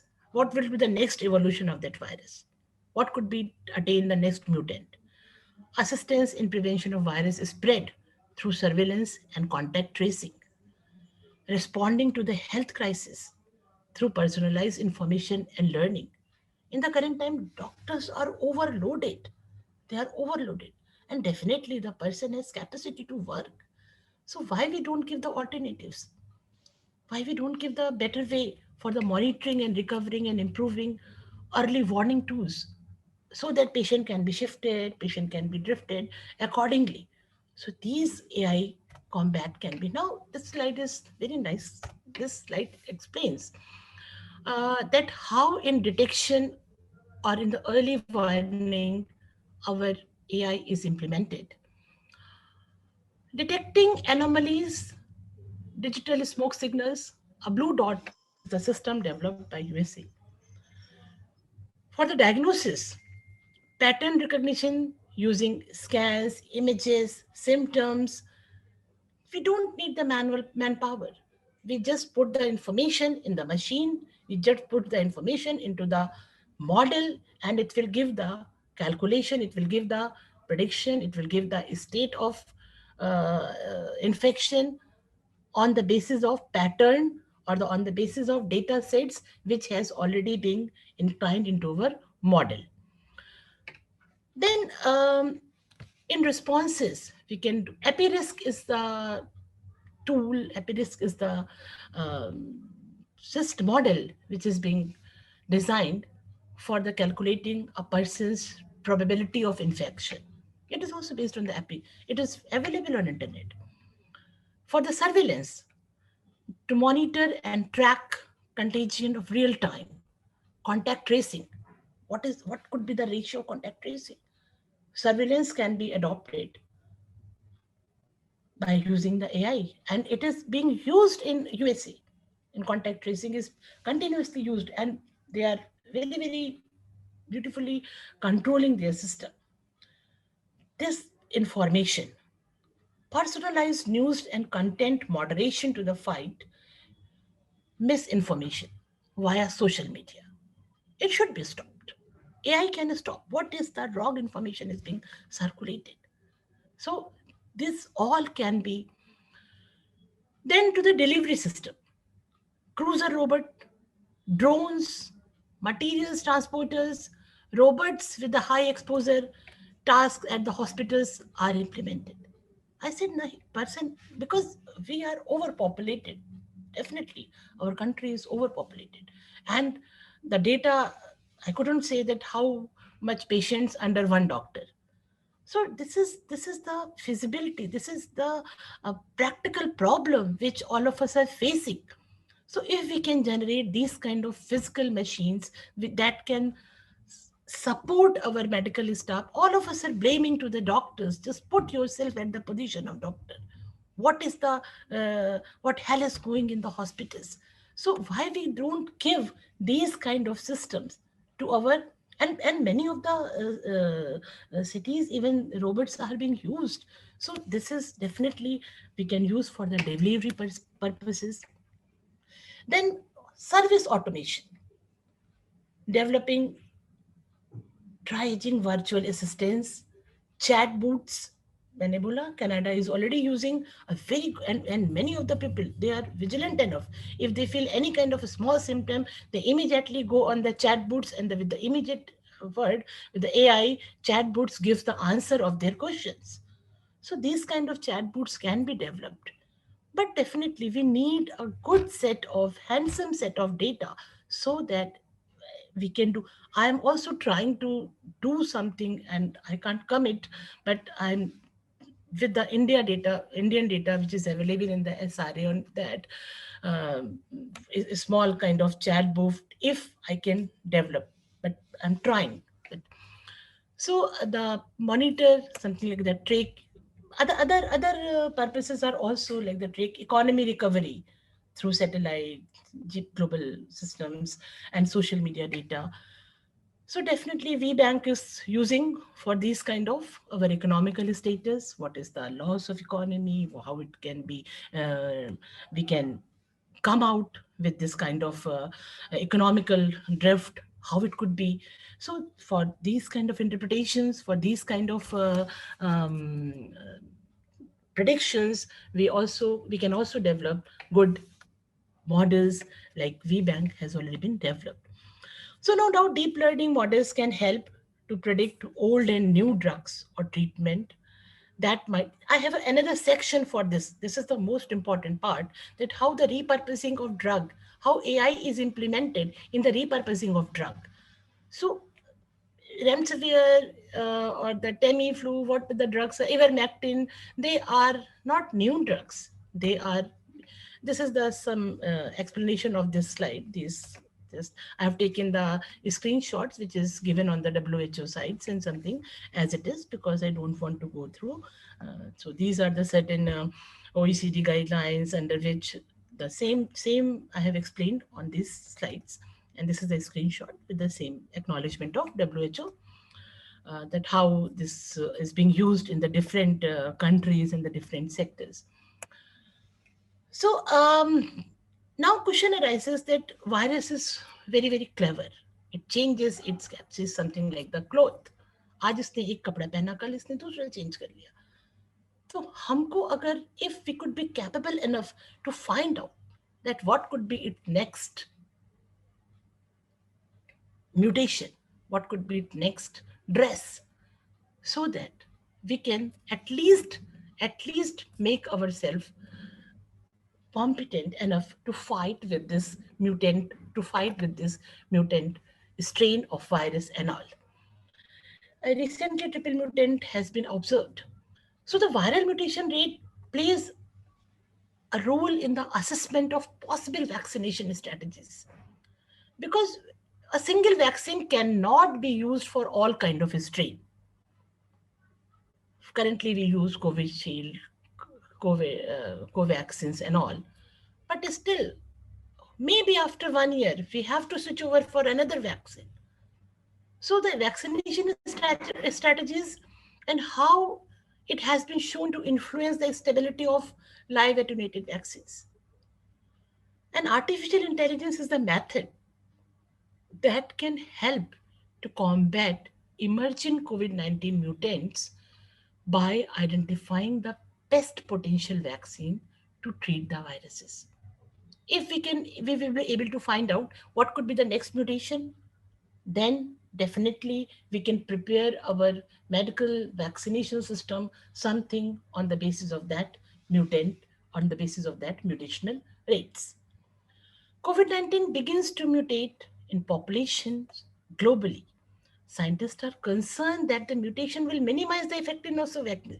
Definitely, vaccination rate could be minimized by the viral mutagenicity.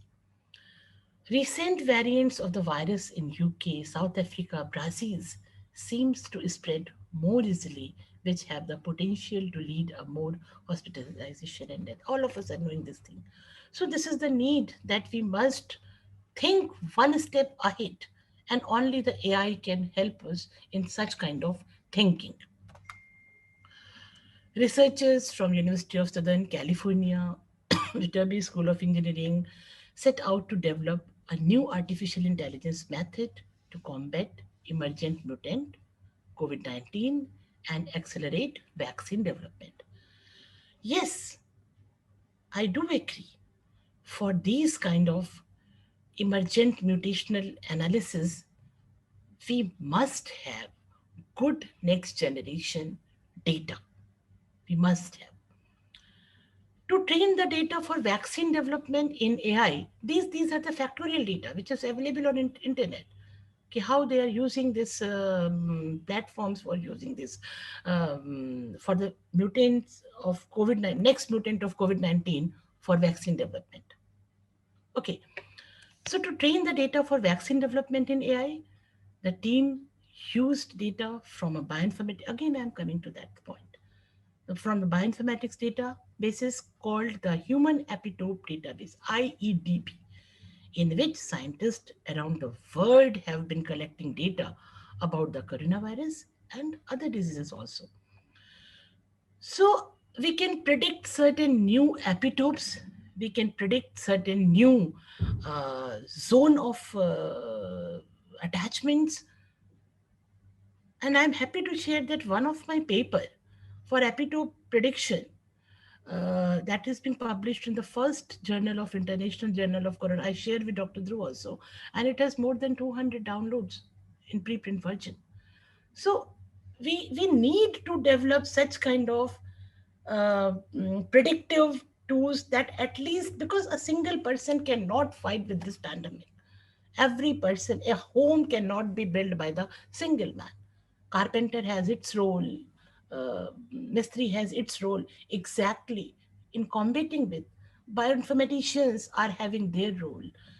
IT sectors are having their role. Clinicians are having their role.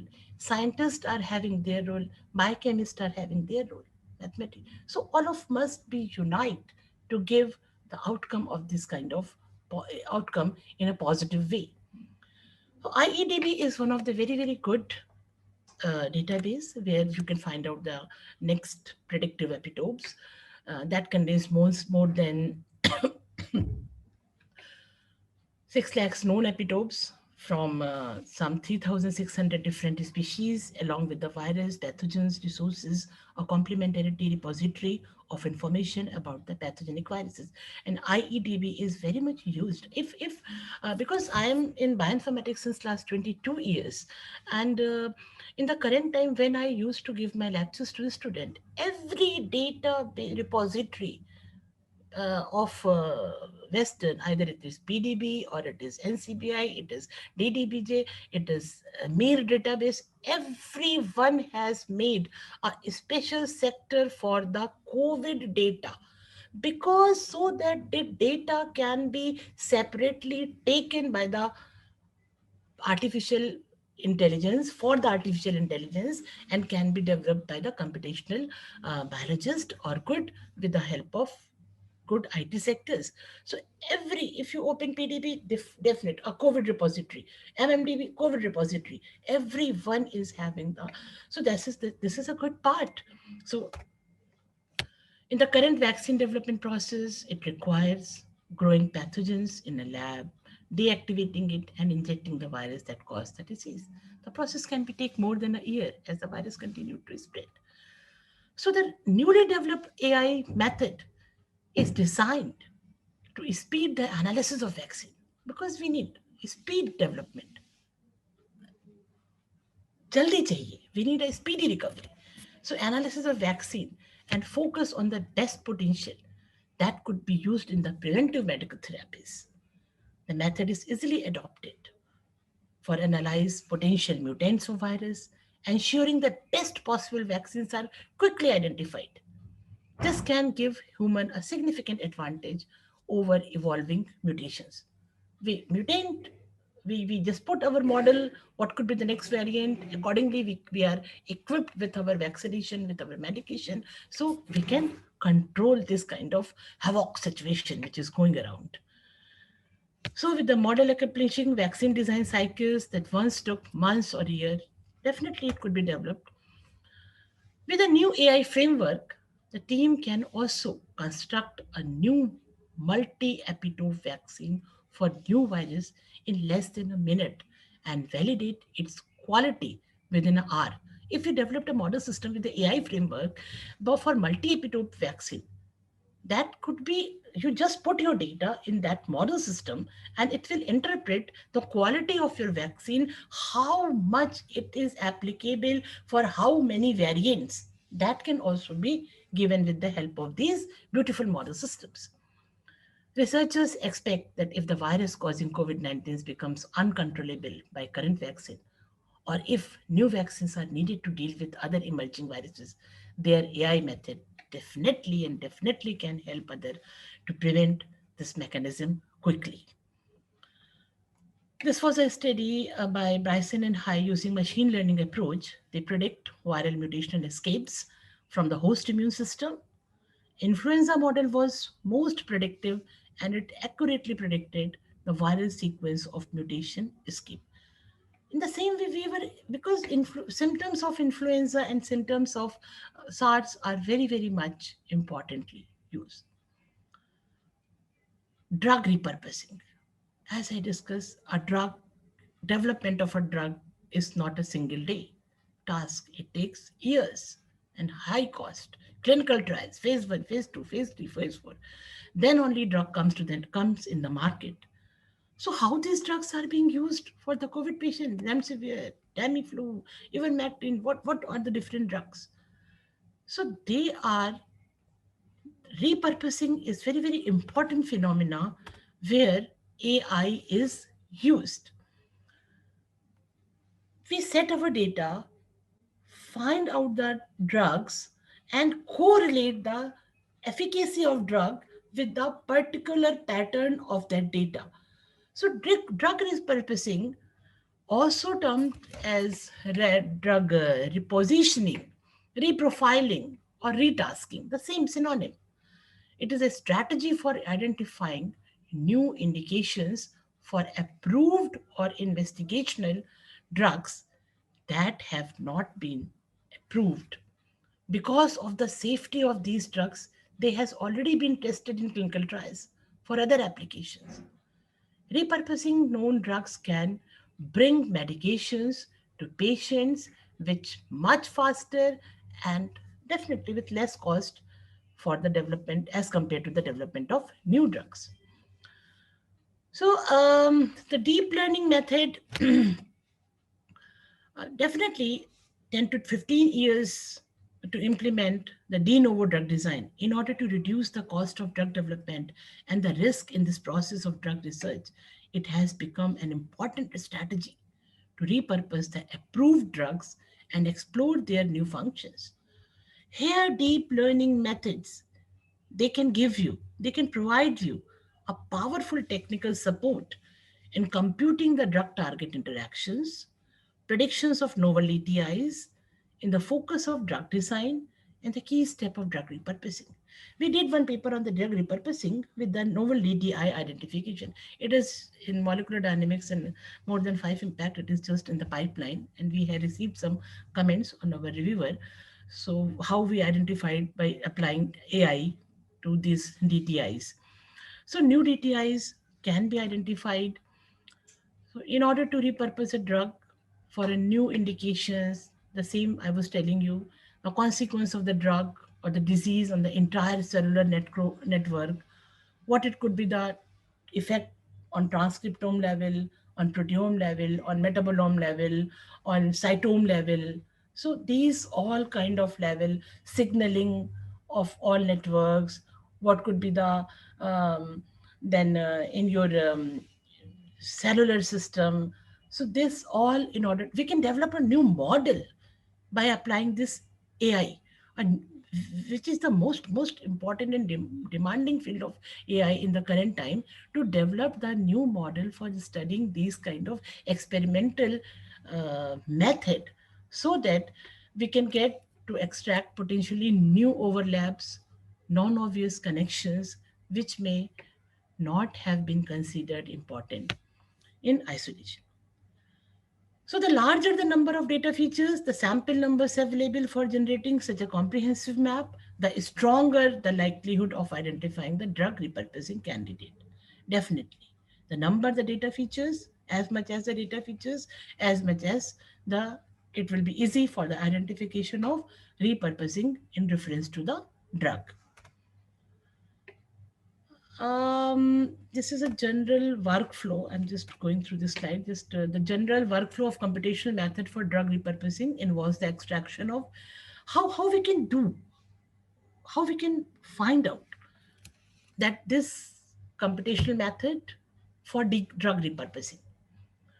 It involves the extraction of disease specific gene expression signature from patient transcriptome data using computational method.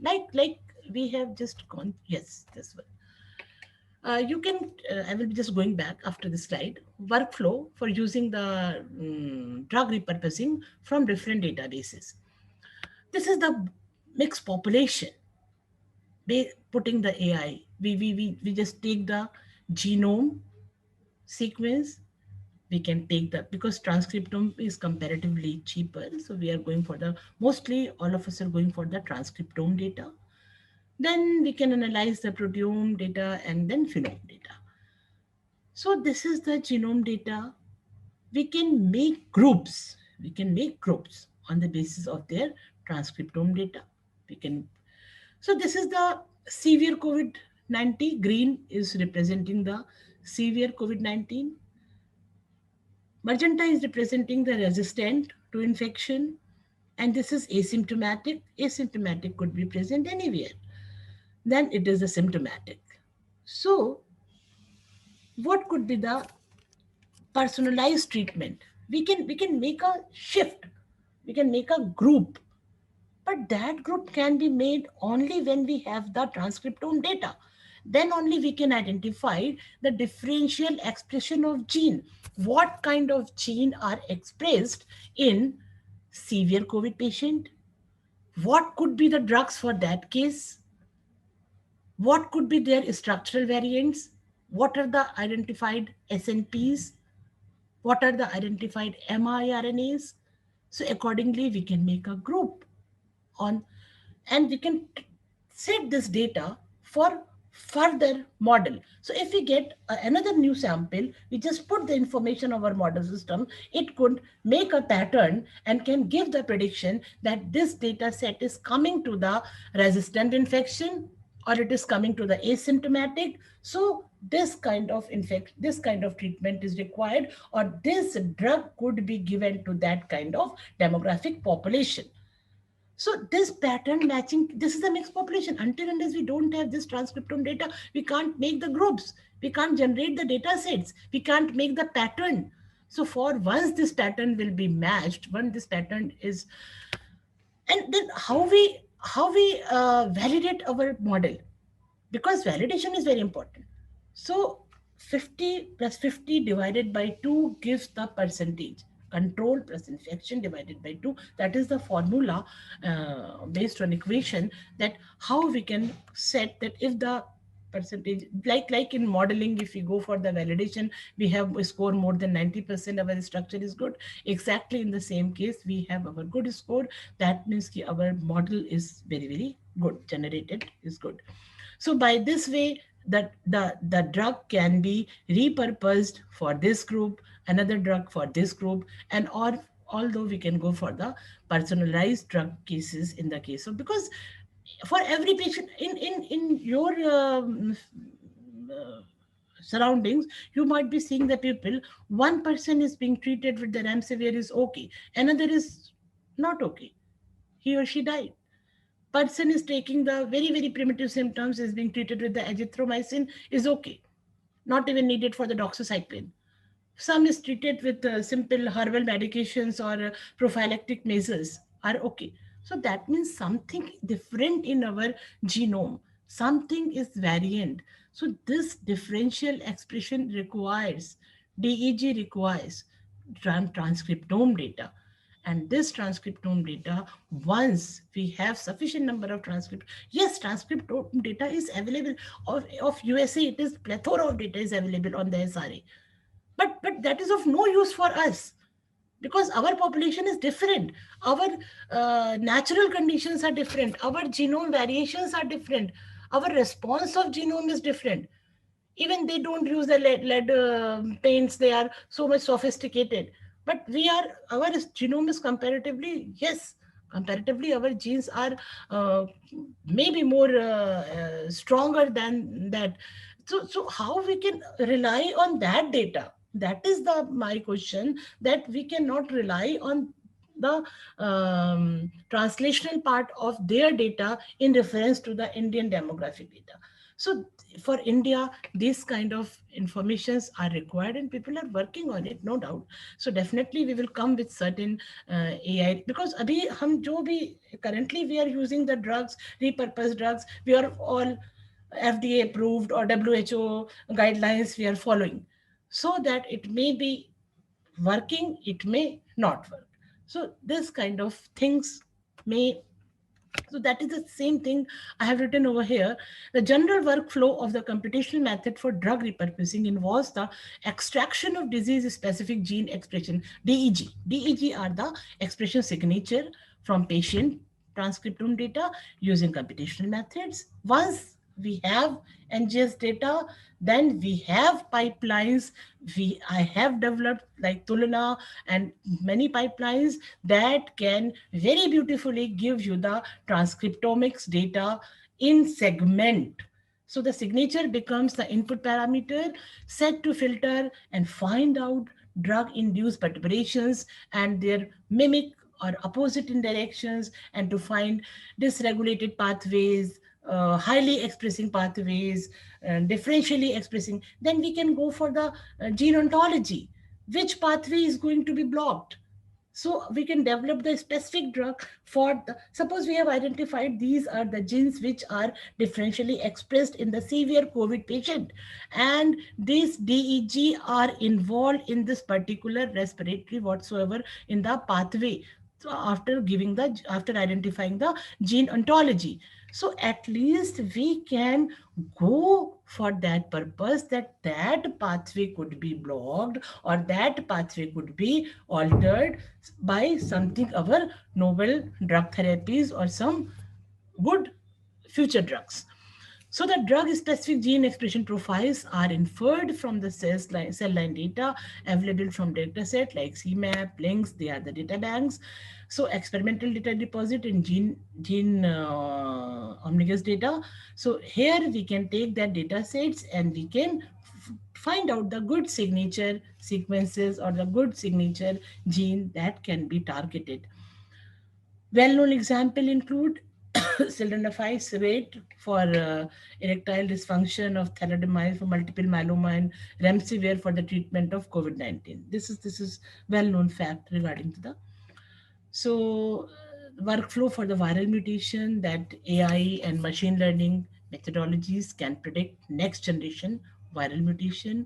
We can disease prediction, then we can go for the structural analysis, that the characterization of the structure of COVID-19, what could be the key functional site, what could be the variant site. Then accordingly, we can go for the drug repurposing. We can mine data sets for existing drugs for insights into the disease treatment. Then we can, based on this information, definitely we can go for novel drug developments also. Like rapid processing allows for efficiencies across the entire pharmaceutical life cycle. So this kind of workflow is adopted for viral mutations, for novel virus. This I have already explained. How to detect COVID cases with its severity using HRCT, as all of us are knowing that doctors are referring, but we don't have repository for HRCT. HRCT karaya, we don't have any repository. हाँ भाई patient को दे दिया, ये आपका इतना score है, आपका ये severity है. So if we have these kind of images, we in a stored place, that with this pattern matching, we can go for the first classified way of artificial intelligence. If pattern can be set by us, So that due to rapid increase in number of new suspected COVID-19 cases, there may be a role of AI approaches for the detection or characterization of COVID-19 on imaging pattern. By the imaging pattern, we can put our image of scan and we can find out that what could be the treatment at this level.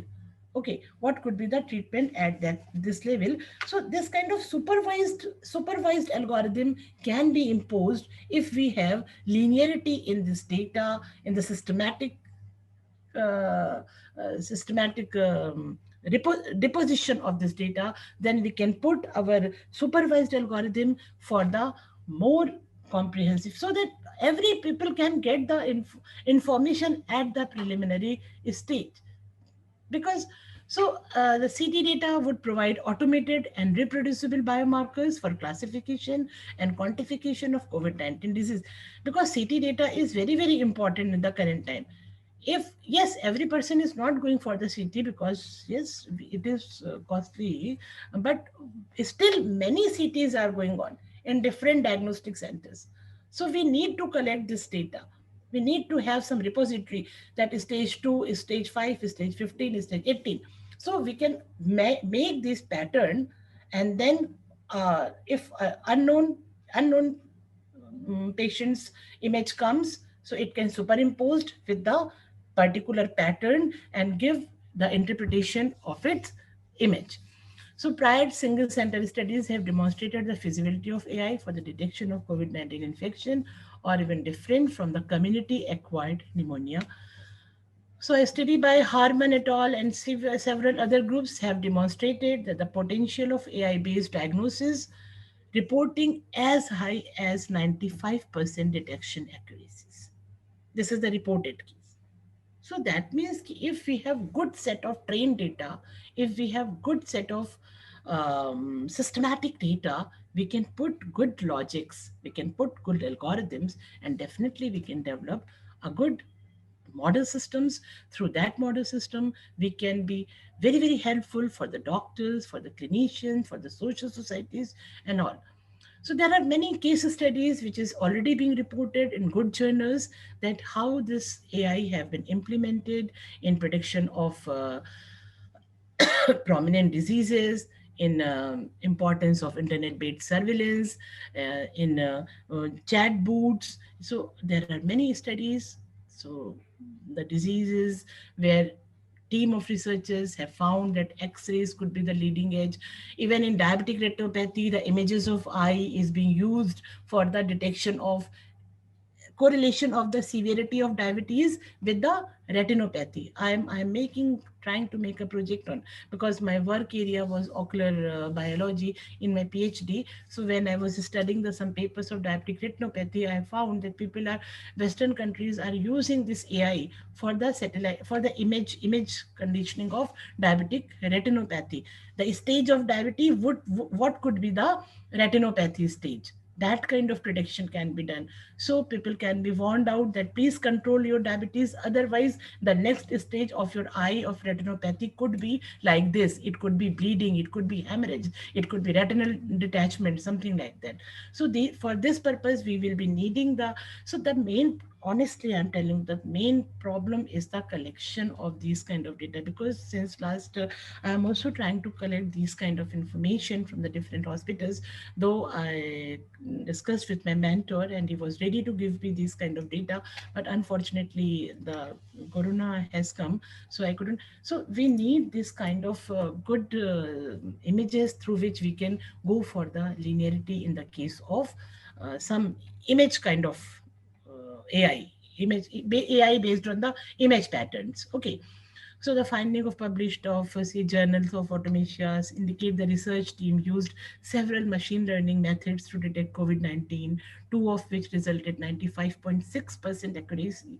So that is true. It is accurate, but your logics, your algorithms, your interpretations, your data should be well in accuracy. So there are certain deep learning approaches for multiple epitope vaccine designing. SARS-CoV are used. So the diseases, people are using AI and they have been implementing throughout day and night for the fight just to go beyond, just to win the race of this pandemic, and with less mortality, with more efficacy.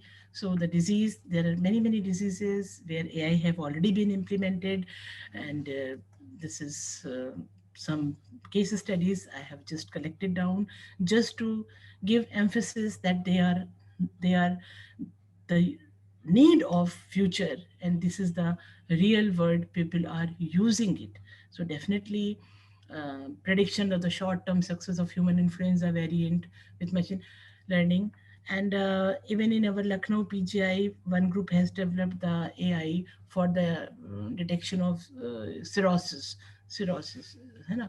So they have developed a model for cirrhosis development, and many of us are trying. I have also tried to develop this pipeline of the G1 by putting some sort of algorithm so that the data which is coming in the same pattern of SARS-CoV virus can be very beautifully analyzed by the virologist on it. I wanted to put this AI on Android based, on mobile, but for that I will be needing some sort of funds and all. So I have submitted one of my projects in funding agencies. So these kind of thoughts can be taken out so that at least we can help our society. And this AI definitely a future, not only a science, it is a need of future. It is a need of future. So definitely with these words I would like to end, and would like to say Mr. Manmohan Pandey, my student, they all are my scholars, and Manmohan Pandey, he is doing a good for AI applications. And this Mr. Suyesh, we developed genome pipelines with the help of these two. One Jiten, he's just missing in this picture. So I am trying to develop something good with the SARS-CoV data available for the Indian demographic region. Again and again, I am saying we should be very, very focused for our uh, demographic data in relation to our country. So that apply AI, definitely apply, but try to use data sets, try to use the information which is in reference to your surroundings, in reference to your country.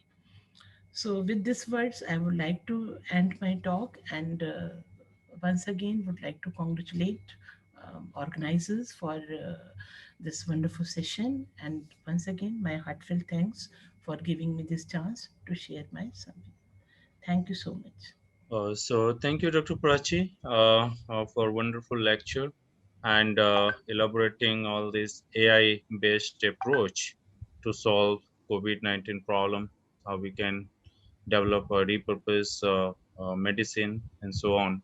So we can have a couple of questions here now. So maybe one or two questions we can have, and the rest of the questions we can have in panel discussion. Why Okay? don't you take the questions at the last as planned? Okay, fine. So that So let the questions that all the panel 3 lectures is over, yes. because we could not have in the first lecture somehow. So we should make it in the last. So there's another Okay, sir. lecture so that we could go. That would be nice. Okay, sir. Okay, So sir. we would request all the panelists as well as the speakers to be with us by this after one talk, so that we can have elaborate discussion and questioning. Fine, sir. Yeah. Fine. Okay. So next speaker we have Dr. Shailendra Sthana. He is a principal scientist at THSTI. He works on a drug discovery. He is mainly research area in drug discovery, drug designing, and drug repurposing. So he will be talking about computational approach to explore the conformational driven dynamics, characterization of SARS-CoV-2 main protease binding site for identification of potential hit molecules. So he's having more than 5 millions of drug library in his lab. So he screens all these compounds against whatever the targets that people they identify against SARS-CoV-2. And he also uses an AI-based screening approach, virtual screening approach, to identify a small molecule. And recently he has come up with some of the compounds which has been shown very effective against protease and has been tested against this coronavirus in vitro model. Dr. Asthana has done his master's from University of Allahabad and PhD from Italy. Also, he has done postdoctoral from University of Cagliari, Italy. And then he has joined Safdarjung Hospital. After that, he has shifted to DHSTI, and there he is working on a drug discovery research project since last 11 years. So with this, I would like to welcome Dr. Asthana. So it's over to you, sir.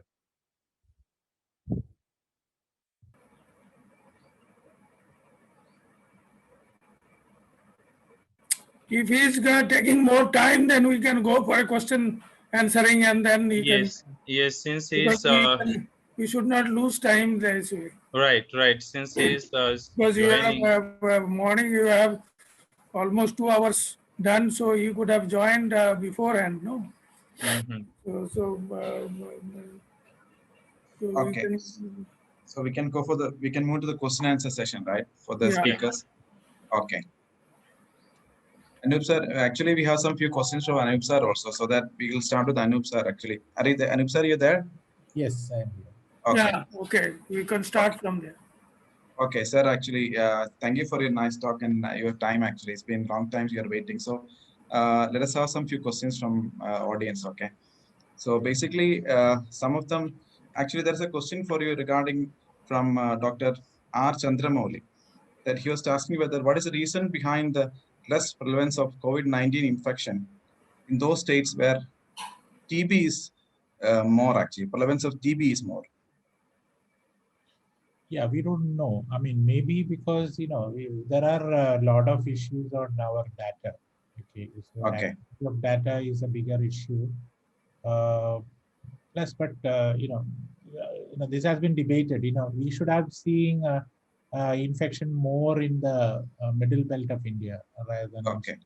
So that is a big surprise, and why we are not seeing is still a worrisome. Gujarat and Rajasthan must be peaking very soon. That is what everybody is anticipating. Bihar is already peaking. So those belts are coming up very fast, and it has to be very careful also because their respiratory systems, lung systems are extremely weak. They have additional infections already. So that will be complicate the whole COVID scenario more. There is mortality rate will be pretty high. That kind of cases. That's a scary. Okay, sir. So another question is from Arun Prem actually. So his question is regarding the vaccination challenge in India. Actually, question is why vaccination is a challenge in India? Because is it because of the high population? And he said that China, being a populated country, they are able to control the virus, which is better than us. That's what it is. Question is whether why there's a comparison between China and India. So India is challenging, is struggling, whereas China is not struggling. That's what his question is. China able to control the population. There was a spread that has been very well controlled by almost like a military manner. Oh, okay. Cities were closed down severely.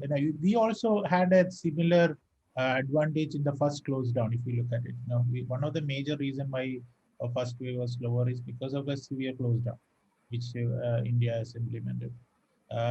So that is there. Second is vaccination programs. Because adult vaccination is the first time we are trying in our country. Okay. Child vaccination is the one which are very common. We all do that. Adult vaccination, there is a lot of questions will be asked, and this is the first time it has been done. Plus, there is a lot of questions has been asked about vaccines also. The efficiency of vaccine. There is a lot of data was missing. I personally believe that we should have more scientific discussion in the TV about what should we doing properly as a population, as a civil population, how we should have been accepting vaccine as one of the biggest protective measure, social distancing. These are all least discussed, and that could have been one of the reasons we thought that everything has gone. Even without vaccination, Indian population is highly protected. South Asian population is, will not get COVID. Those kind of false information was spread on it. Even though we have seen that, Brazil and all are struggling, we have no difference between the populations. Almost similar economic background and all. I mean, we missed it, somehow we missed it. It's very dangerous zone we are in now. Okay, in line with that question, sir, is there a difference in the infection rate with respect to races, actually, different races of the human population? Is there a difference in the infection? I don't think so. I mean, there is this virus is will adapt. This virus is varying faster. There is no data showing that. There are a lot of people have done HLA-based screening. Whether viral variations are there, whether our genome minor variations in the HLA levels changes the virus. I mean, there is no data. Absolutely nothing has been shown. So Okay. I don't think that population is not going to be prevented. I mean, these are all false information, and the virus is adapting faster. It needs host, so it will find a way to get in. So as soon as possible. Okay, sir. Okay. So that's a questions to you from the audience actually regarding that. Is there any? Yeah. Mr. Stephen, I see Yes. Dr. Asthana is here. He has joined. So shall we go ahead with the with his presentation, and then at the end we'll have all these questions in the panel discussion. Okay. Thank you, Anup sir. Thank you for your time. So we'll expect you in the panel discussion also. Thank you. Yeah. So now we have Dr. Asthana here. So Dr. Asthana is a senior scientist. He's a principal scientist at THSTI Faridabad. His main area of research is drug discovery using bioinformatics tools. So he has identified several lead molecules against coronavirus. So today he is going to talk about how he has identified this the small molecule against HIV1 protease, this SARS-CoV-2 main protease.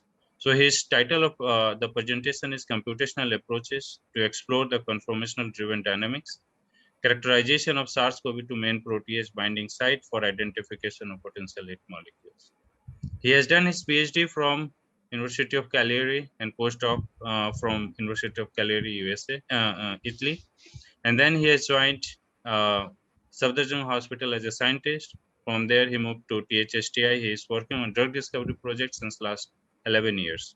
He has published several research articles, more than 50 research articles, book chapters he has published related to drug discovery. So over to you now, Dr. Asthana. Welcome to this FDP program. Sir, please.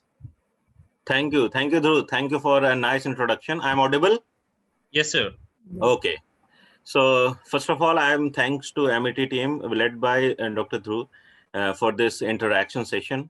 And this is actually the ideal platform because this virus create lots of problem for everyone. And the second wave, especially for Indians, we are facing lots of trouble.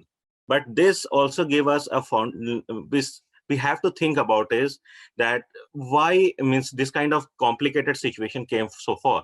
And if this kind of pandemic situation means keep on emerging, what would be the possible way to fight back very strongly?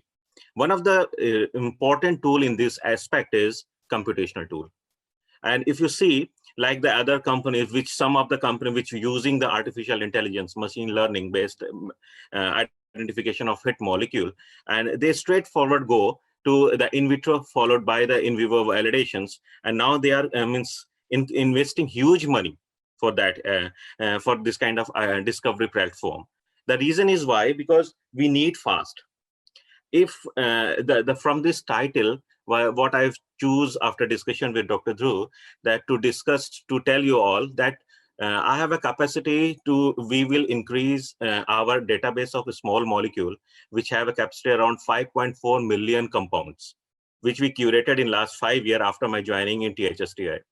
The responsibility to work in a team manner so that we can focus only on drug discovery. The aim is to come up with a very impressive database of small molecule, which we can use not only for virtual screening, but also for the fragment-based approaches from peptidomimetics approaches. Because we all know that this kind of interaction are not a static protein driven. They are work in a fashion so that they can communicate the signaling. And signaling is totally driven by protein-protein interaction. And these protein-protein interaction interfaces are highly challenging, very dynamic, no architecture, very shallow pocket. Most of the time they are solvent exposed. So how to deal with this kind of actual binding pocket, which is complicated. So if you translate my words in kind of current scenario in COVID, which is actually true. If what information we have 3 host protein, ACE2, Tempress, and Neurolipin, based on the 3 most reputed journal publication in Science and Nature. But all these 3, if you think about the kind of complexity to deal with the small molecule discovery, is phenomenal. It's not means very, very challenging. So that's the reason we have to think about to accelerate our capacity to emerge the potential hit, by which we can have at least some options. If plan A is failed, we can execute with plan B. What does it mean? Means if the mutant occurs, like see, we have a 300 samples, sera sample in THSTI, and we are investigating that whether after booster dosing of the vaccination, whether these patients of sera are responding against these vaccines, and 66%, they are not responding. So this is very challenging. And here understanding of protein dynamics is very important. So what methodology, what platform we are working on to establish in THSTI is not a one drug discovery simple docking protocol. No, it is not an answer at this moment, especially when you deal with a very complex protein system in which lots of machinery is unstructured.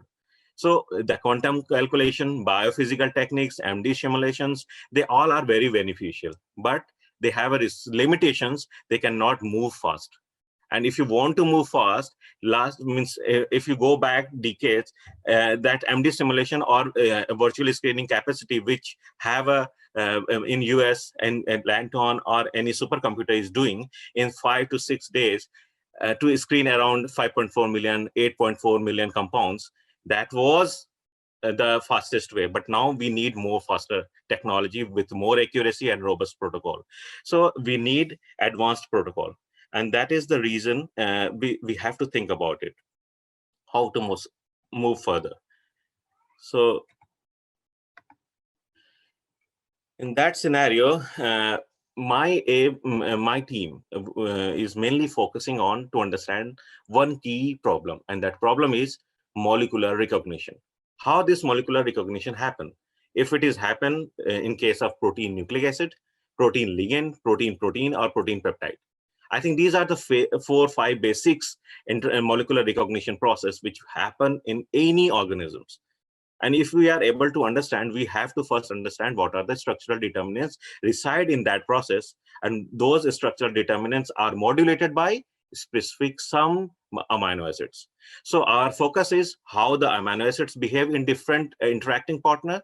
If they are interacting partner are the cofactor, endogenous protein, or exogenous protein. It depends on which kind of interaction happen. If it happen, what are the signaling change in inter networking, and what these inter and intra networking led to change the interaction, and that interaction actually the key information to design the molecule, to think about even to design the molecule, because it is very challenging. So we are working on one where we got some success in vivo by using this methodology, and which is peptidomimetics. So on the protein-protein interactions. So these are the main focus of my lab, to design for the challenging interfaces, potent small molecule, small grooves, cryptic pockets, and translate those information into towards hit, and from hit to lead optimization. So this is my pipeline. In this pipeline, the aim is very clear: accelerate the pace of small molecule discovery by exploring the protein inter and intra signaling wiring. Because targeting one pocket is not, as if now is not actually the drug discovery concept. How to modulate the protein by which you can increase. For example, we all are talking about how to increase the immunity. So enhance your immunity.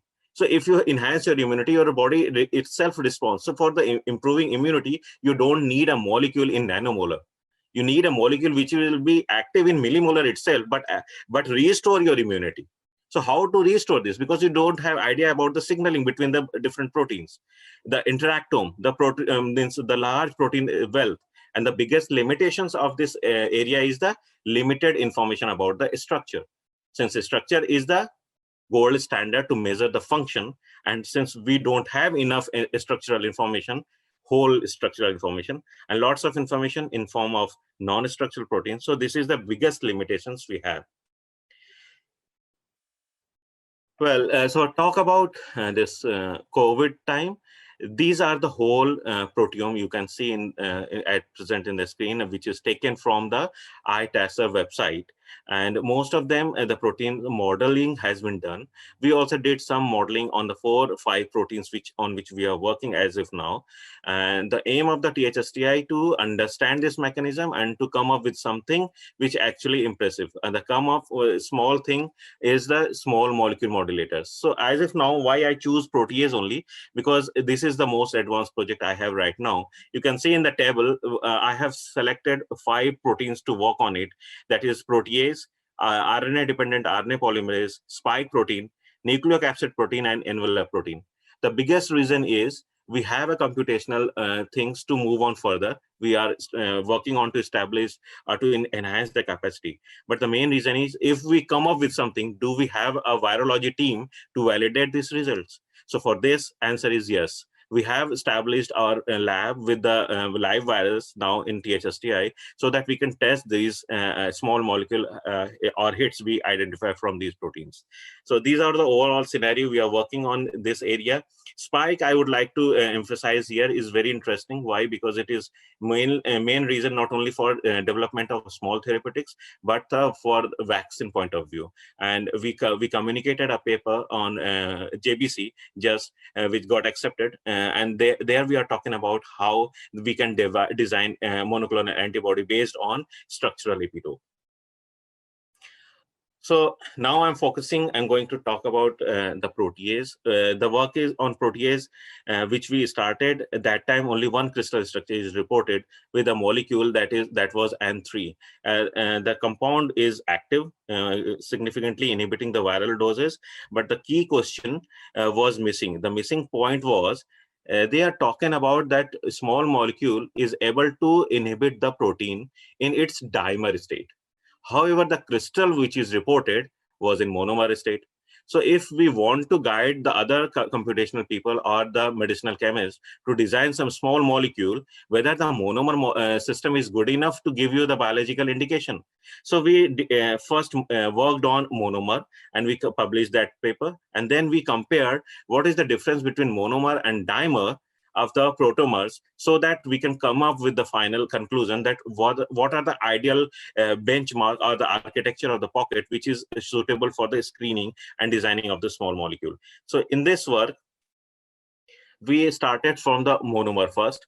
So this protease system is a unit of 3 different domain which is reflected now on the screen. There are 3 domains which constitute this whole pocket, and the catalytic triad which do this polyprocessing to convert the viral proteins is localized at the domain 1. And the N3 crystal, which is published in science paper, the interaction pattern are the rightmost. So this was the starting point. But the first question came into our mind whether it is the only binding pocket reported in this protease. Even though monomer is available, is there any other protein this binding pocket are reported? So with this aim, we do a blind search and try to identify what are the other possible binding pockets are reported at this surface. And we find that not only this N3, 3 more pockets are reported. However, the most occurrence is the pocket which is in which the co-crystal molecule N3 is reported. So we also focused based on the volume and the occurrence of our finding that in unbiased way, this is the 4 more crystal structure binding pocket are also reported. This is the outcome of the slide, that not only N3, there is another pockets are also reported which people can explore for their virtual screening campaign. But this was the static structure on which we do this. We do the analysis. But how reliable this N3 and another co-crystal came in science, that 13B, which is another co-crystal compound which is also active at low micromolar. So these two compounds are providing us a very good platform to explore N3 and 13B together, how they are performing, and whether they are stable in monomer state or not.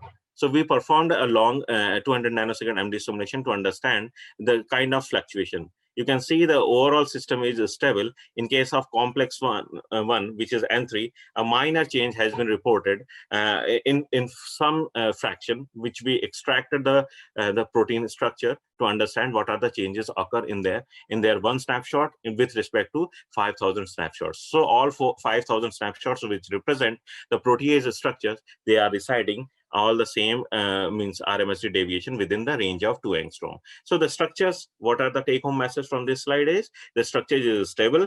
There are fluctuation, the fluctuation which localized in that protein, especially at the C and terminal. And with respect to EPO, the differences in the RMSF slide, you can see the differences which very well evident, but that too only on domain 3, which is supposed to be flexible because it is nearer to C terminal.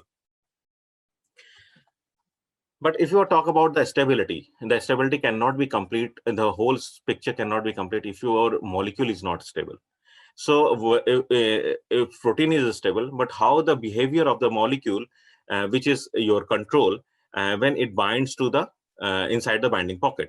And we find in the N3 and 13B, both the molecule which are reported are very well stable, even though the RMSD with respect to whole protein are considerably little high, though they are throughout this trajectory, they are stable. So what the information is, they relocalize their position from the crystal pose, and then they got the most stable state. So one key information is the crystal structure is not only the stable pose. There are more than one poses are available, which is different from the crystal pose, but the drug is stable in their new position. So what are those new positions and how the drug are interacting? We have to understand at atom wise now. So if you see the bottom picture, though both the controls we have taken at atom level, and these bar graphs are indicating what are the atoms which are fluctuating in 200 nanosecond trajectory. This 200 nanosecond trajectory, we finished our simulation is not because the 200 is the limit. No, the reason is we found a very strong plateau. The production MD trajectory is stable enough and not deviating even with 0.5 angstrom. So that is the ideal state to stop. There is no need to move further for the generation of the trajectory. But if you see that kind of fluctuation, if you see in case of N3, the fluctuation localized from atom 0 to 10, and then from 40 to 50 atom.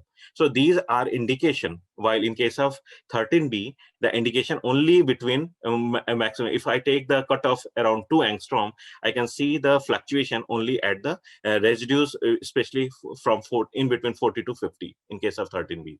What does it mean? It means it's saying, it's giving an indication for medicinal chemist and computational chemist. If you want to change this analog and want to develop more potent analog, the possibilities towards is in case of N3 from 0 to 10 atom you have to focus, and at the end it is from C terminal means 40 to 50.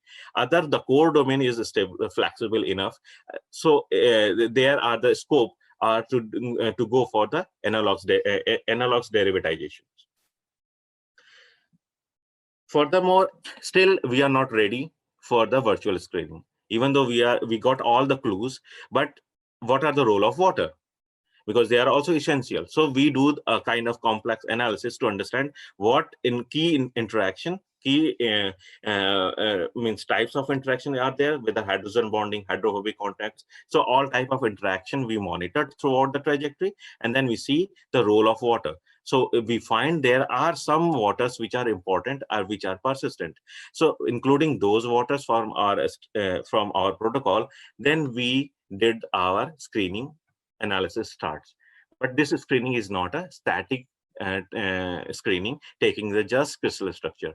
No, we performed a replica based screening protocol. What is the replica based? Means from the different frame of the trajectory where it is stable, we try to pick those structures which are the close to either crystal structure or close to their lowest RMSD.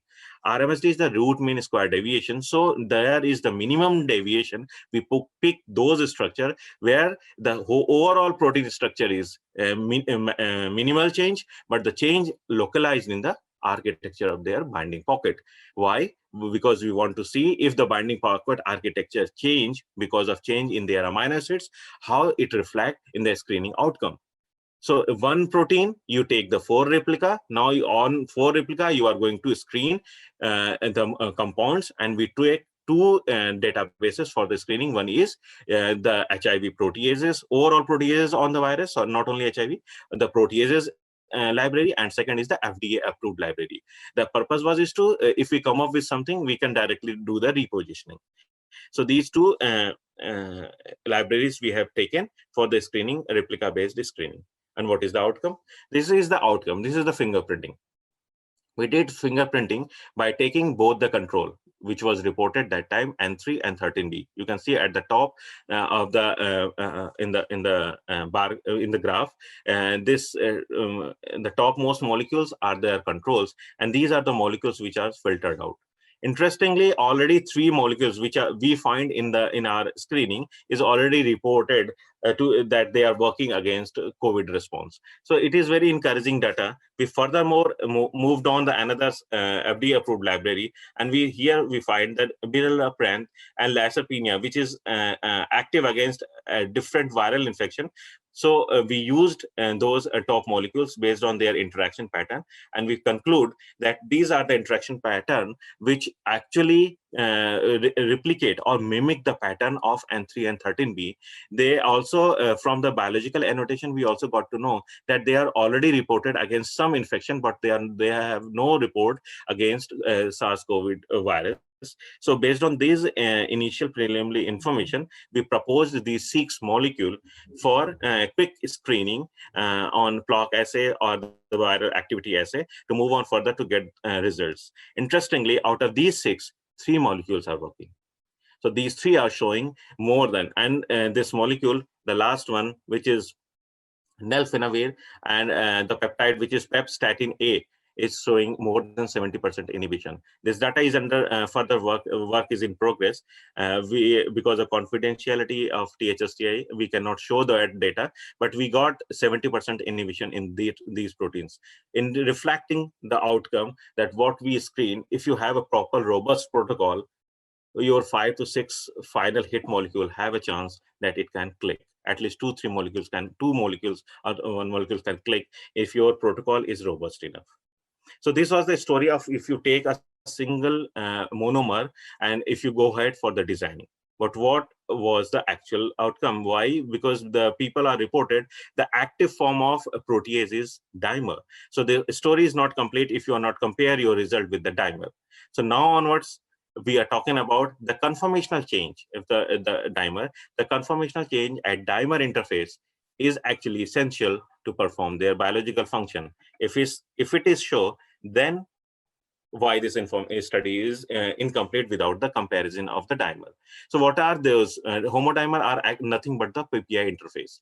So this is just, I'm giving you just a small concept that if one protein interact with another protein, the outcome possibly will be changed. If you see here, that how this interaction pattern can change.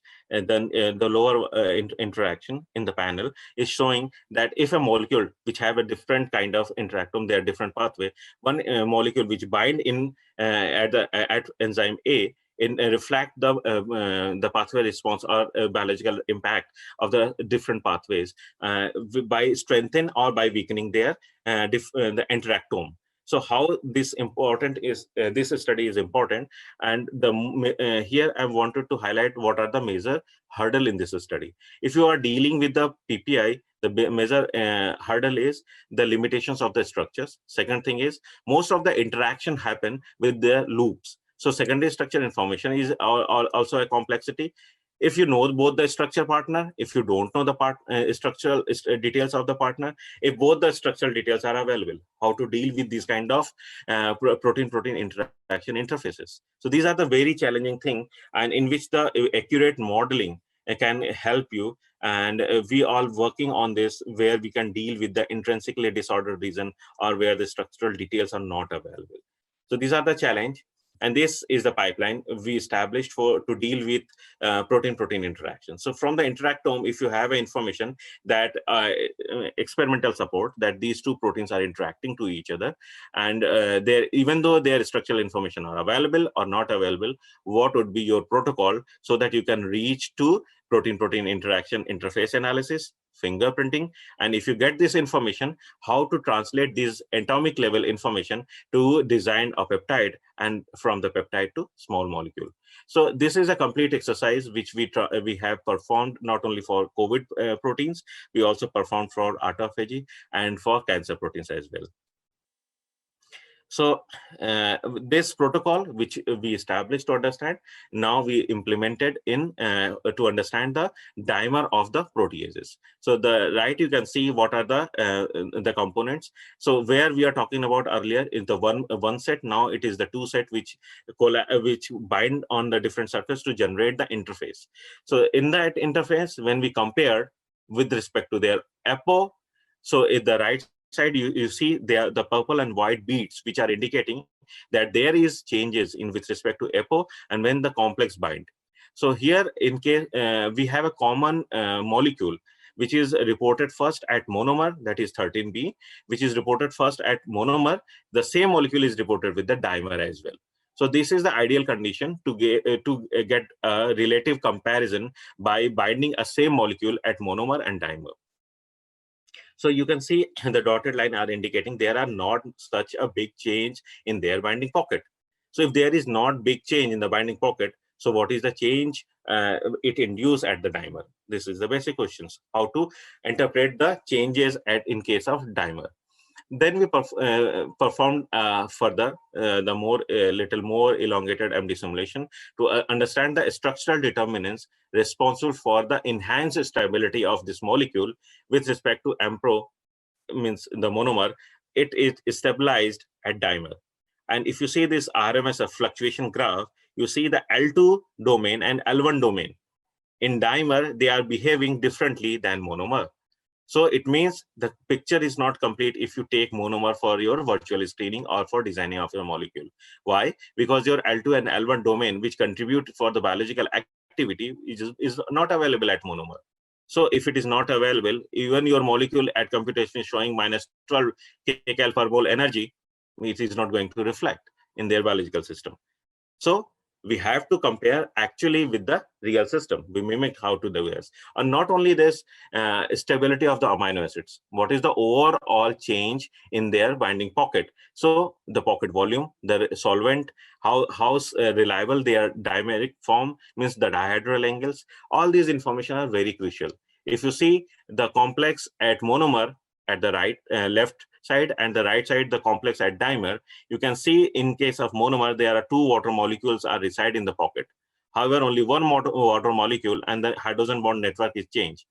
And if you see the one amino acid, which is S1, which is not which is absent in case of complex monomer. So these residues and the pattern of interaction change and inform you which kind of residues you have to take while you perform the virtual screening. Another interesting information while doing a dimer analysis, we encounter that in the crystal structure, the molecule which is reported exists in one state only. But during the dynamics, we found that it exists in more than one state. So it was the question that how to answer this. Why? Because in crystal, if it is the most stable pose is pose 1, how you can encounter when you are getting the same almost same stability in terms of thermodynamic quantification, we are getting same stability in the another pose also. So if you see the bottom line, we got the two different poses. Pose 1, which is the crystal pose, which is written crystal pose. Pose 2 is the MD pose. So during dynamics, the tail of the molecule is moved and it localized in a different orientation where it gets the more stability than the crystal pose. And that information was not reported. So we were puzzled that whether we are getting some artifact or it is actually happening. So interestingly, another paper where in few days, Nature Communication came into that they are talking about the existence of two mode of a same molecule 13B in their crystal form. So the people are reported experimentally that there is a two mode. So it was a very good achievement for us that what we have predicted, we find the exact outcome. The drug is different, but they are behaving in a different pattern. But when we compare the comparison, because their backbone are same, so their pattern of interaction are behaving in a similar way. So what would the observation we observed during molecular dynamic simulation, that not only one pose, there are more than one pose exist for the same molecule, which actually the true, because now from the latest paper, they are also getting the same result. But how to prove the quantitative details? And from left panel, you see the pattern behavior is change is because of the drug molecule is covalent bonded. So the 13B, which is also covalent bonded, the new molecule, which is also covalent bonded. So whether these covalent bond are providing the rigidity by which it is moving into the binding pocket, or it has a nature and the pocket architecture is going to change because of it solvent exposed or compact. So this is the question to address, and where the crystallography itself not able to answer this. Why? Because these are the dynamic things which cannot be captured immediate, and for that you need a different time points to get the digital images, while from MD simulation you can capture those images. So we run the longer MD simulation to answer this puzzle, whether only one state is stable or more than one state.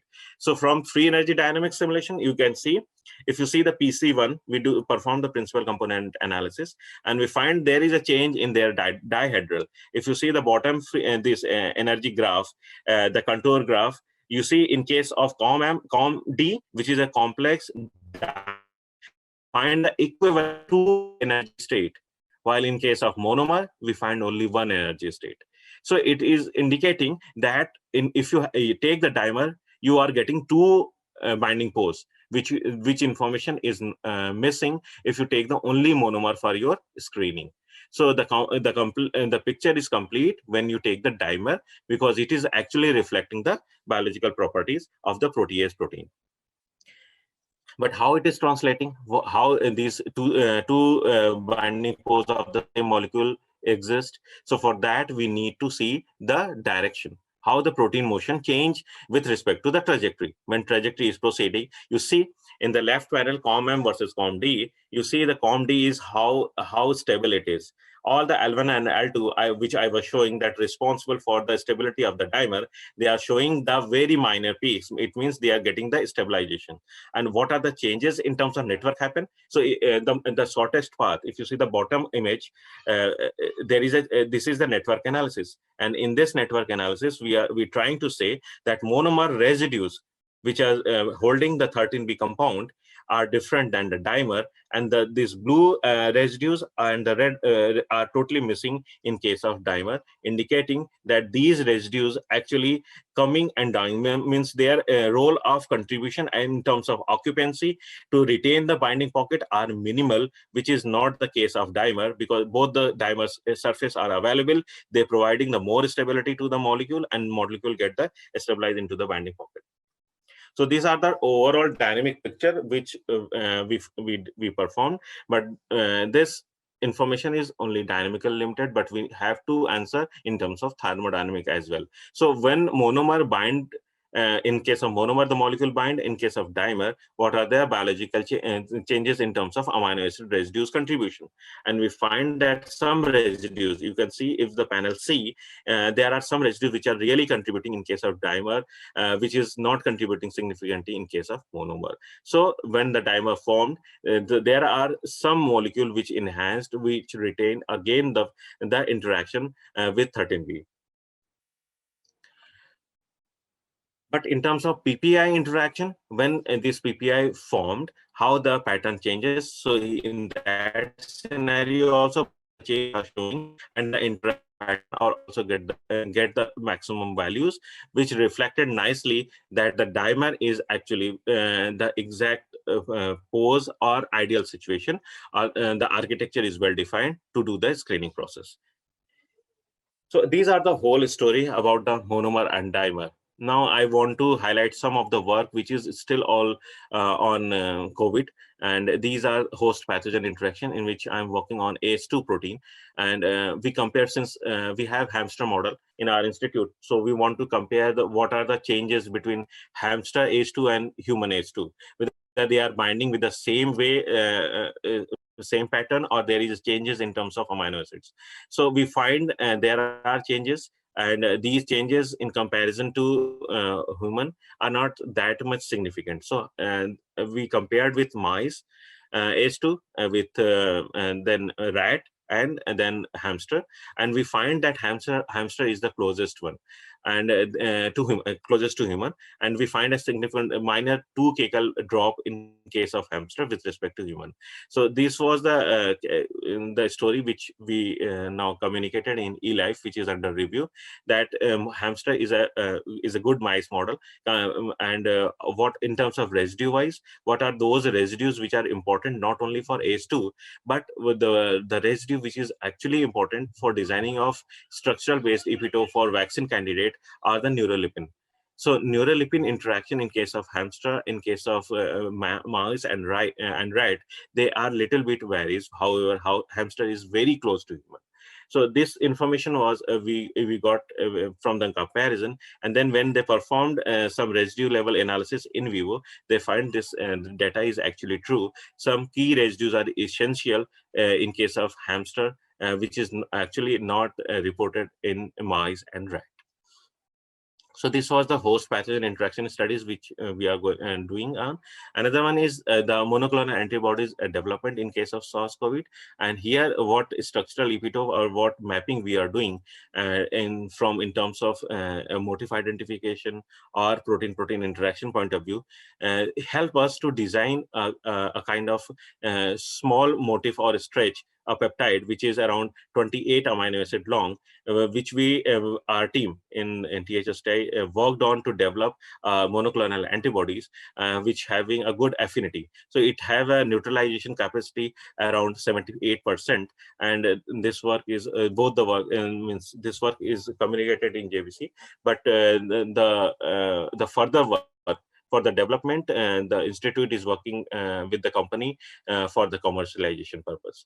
So these are the works which is still in the process, which we are working on to understand what are the other changes in terms of interaction pattern or fingerprinting, which can be translated to provide the opportunity to explore other targets like E protein, like nucleocapsid proteins, because there are multiple steps where you can protect the virus for the infection. So in that scenario, we supposed to be ready for at least some molecule which we can test for the different target proteins at the early stage of the infection or late stage of the infection. So with this rationale, we are working and selecting some proteins, and these are the results of those rationales which we worked on. Now, the key question of this discussion, why the importance of the advanced computational protocol. So, why we are moving towards means advanced stage of artificial intelligence or machine learning. The reason is we find ourselves limited when people are talking about how much molecule you can screen now. So we can do the screening, but as I said earlier, the screening takes at least 15 to 20 days to complete, because we have GPU-based resources, but it has a limitations. But if you have those screening data, you generate your database.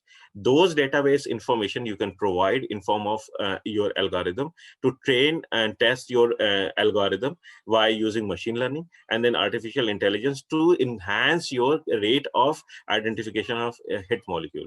And in THSTI, we are working on this in this protocol and with this strategy. And in the downstream, you see my map actually, where we started at the targets. In the step 2, we start from the target, and then if we have a target, we rank those targets from where we have to start. means which one is the most prominent target to move on further, because we are going to invest our time, and the experimental team will work on. So target selection and protein selection is especially very important. And for that, we did long MD simulation studies to understand what kind of protein it is, how it is interacting, what are their interacting partners, how it is changed with respect to EPO, and when it bind with their interacting partner, either endogenous or exogenous. So these are information are actually the fuel to move on next step. And when we understand the protein completely, so we categorize them in terms of flexibility, conformational state, allostery, cooperativity, where their residual wiring, what are their interaction mapping, if there is mutation is reported, what is the effect of their on mutations, and then changes in their modulation. Based on these criteria, we filtered and picked the architecture, exact architecture of the binding pocket for the screening. And when we pick the screening pocket, then ligand-based strategy, then structural bioinformatics, chemoinformatics for understanding of the molecule which are already reported against those targets. So if those are already reported, where is the scope for us to apply the Me Too approach or to mimic those molecules, and if it is actually required or not. So based on that, we do the performance of the artificial intelligence to move on, and we use the preset also to pick those molecules which are actually the key scaffold for this particular target. So these are the our benchmarking. We do lots of QC before finalizing the molecule to move on further. And in that QC, quantum calculation and thermodynamic calculation and free energy perturbation is the key point to finalize the molecule. And finally, we reach to the hit molecule identification step. So this is the protocol which is not yet established completely. We are working on it because my background is physics. I'm more computational biophysicist, but time required to move towards the advanced computing, to learn more algorithm and scripting to understand artificial intelligence. I'm reading, I'm learning on it, and I'm trying to improve my computational protocol to accelerate this process. At the end, I would like to, so this is my computational lab in THSTI. We have GPU-based enabled server where we can run microsecond simulation per day now. We have a good capacity now. We have now I have 4 PhD students also with the postdoc. So this is overall team. For each identification, experimental validation is very essential. So I have a very strong collaboration with in THSTI, Dr. Shankar, Dr. Milan, and Dr. Ranjit. I have collaboration with the National Institute of Virology also. Dr. Jayanta is there. And for antibody work, I have a collaboration with Dr. Rajesh and Chandesh, who is actually the hybridoma expert in that area, and they are developing the monoclonal antibodies in that direction. The peptide and peptidomimetics, I have a collaboration with IIT Delhi. And they are now doing the synthesizing part with some work is actually in IICT Hyderabad. And this all COVID work is really funded by THSTI core grant. I got 2 grants from DST and DVT. One is as a PI, other one is as a co-PI. So I'm really thankful to THSTI and my whole team who is really supporting. And thanks to you and Amity team for giving me this opportunity. Thank you so much. Sir, thank you very much for a wonderful lecture and deliberation on this SARS-CoV-2 protease. This is really very interesting study that you have presented, the difference between monomer and dimer subunit. And we need such kind of work today to repurpose, to reposition the small molecule against SARS-CoV-2. You see, in the second wave, lots of people are dying. Yeah. Okay, and such kind of interventions are required. Okay, so I really appreciate your work and the effort that you are doing, not only to identify the hit molecules, but you are also working on the monoclonal antibody designing, the peptide molecules, and all these things against this SARS-CoV-2. So very good, and thank you so much, sir, for sharing your research work. So now we are open for panel discussion. So may I kindly request all the panel members to turn on their videos, and also the speakers to participate in this panel discussion, where we'll try to address all the questions which are being asked from the audience side. So may I kindly request Mr. Stephen to lead this panel discussion? Mr. Stephen, go ahead. Yes, sir. Thank you. Thank you, Dr. Dhruv, sir, actually, for giving me opportunity. So I hope it's been a fruitful discussion. Thank you, Dr. Shailendra Asthana, for your wonderful work, actually, because you are so elaborate in discussing all the activities going on in the lab. Thank you, sir, for that. Okay, now we move on to our question and answer session as well as panel discussion. Okay. Okay, thank you. So let us start with actually we had some few questions for each of Dr. Prachi Srivastava and Dr. Shailendra Asthana. So let us start with that questions itself so that we can contribute to others actually. I think Dr. Terry Jacob Matthew is there, right, sir? Yes, I am here, sir. I am here. Okay, okay. As well as our Jyotish Kumar sir also is there, right? Other panelists are also there, right, sir? Dr. Rajiv. Yeah, I can see other panelists are also there. Okay. Yeah. Okay. Actually, we have some few questions from audience to our speakers. Actually, we can start with that questions. Okay. One of the questions which is asked by Dr. Anubhuti Gupta. That is her question was regarding the R value of virus. Okay. How we can reduce, why the R value of virus can be reduced actually. That's a question put forward to Dr. Prachi Srivastava actually. Maybe in another way, if we can produce like how virus can be controlled, that may be her question actually in this session. Okay, so that was the answer in my presentation, that is surveillance through surveillance tools that could be developed, that in which area, which kind of a spread could be more with the virulence of that virus, the predictive AI tools can give the answer of this virulence pattern. And by this means, we can change the population drift, and we can change the we can predict the R value, or in the terms of pathogenesis of that particular virus in that particular area. So for that purposes only AI devices are required, AI models are required. So by this way, because there are many surveillance pattern AI I have already been discussed in my last case studies, they have been designed. So it may be related with the weather conditions, it may be related with the demographic aspect of that particular state or particular area. In this way, the combination between the different data sets in the predictive value of pathogenesis of virus could be maintained. Okay, okay. And there is another question from Ms. Pooja Tripathi. That is, why the virus of the last 3 pandemic of world is mostly affected the respiratory system of humans? That is our question actually. Okay.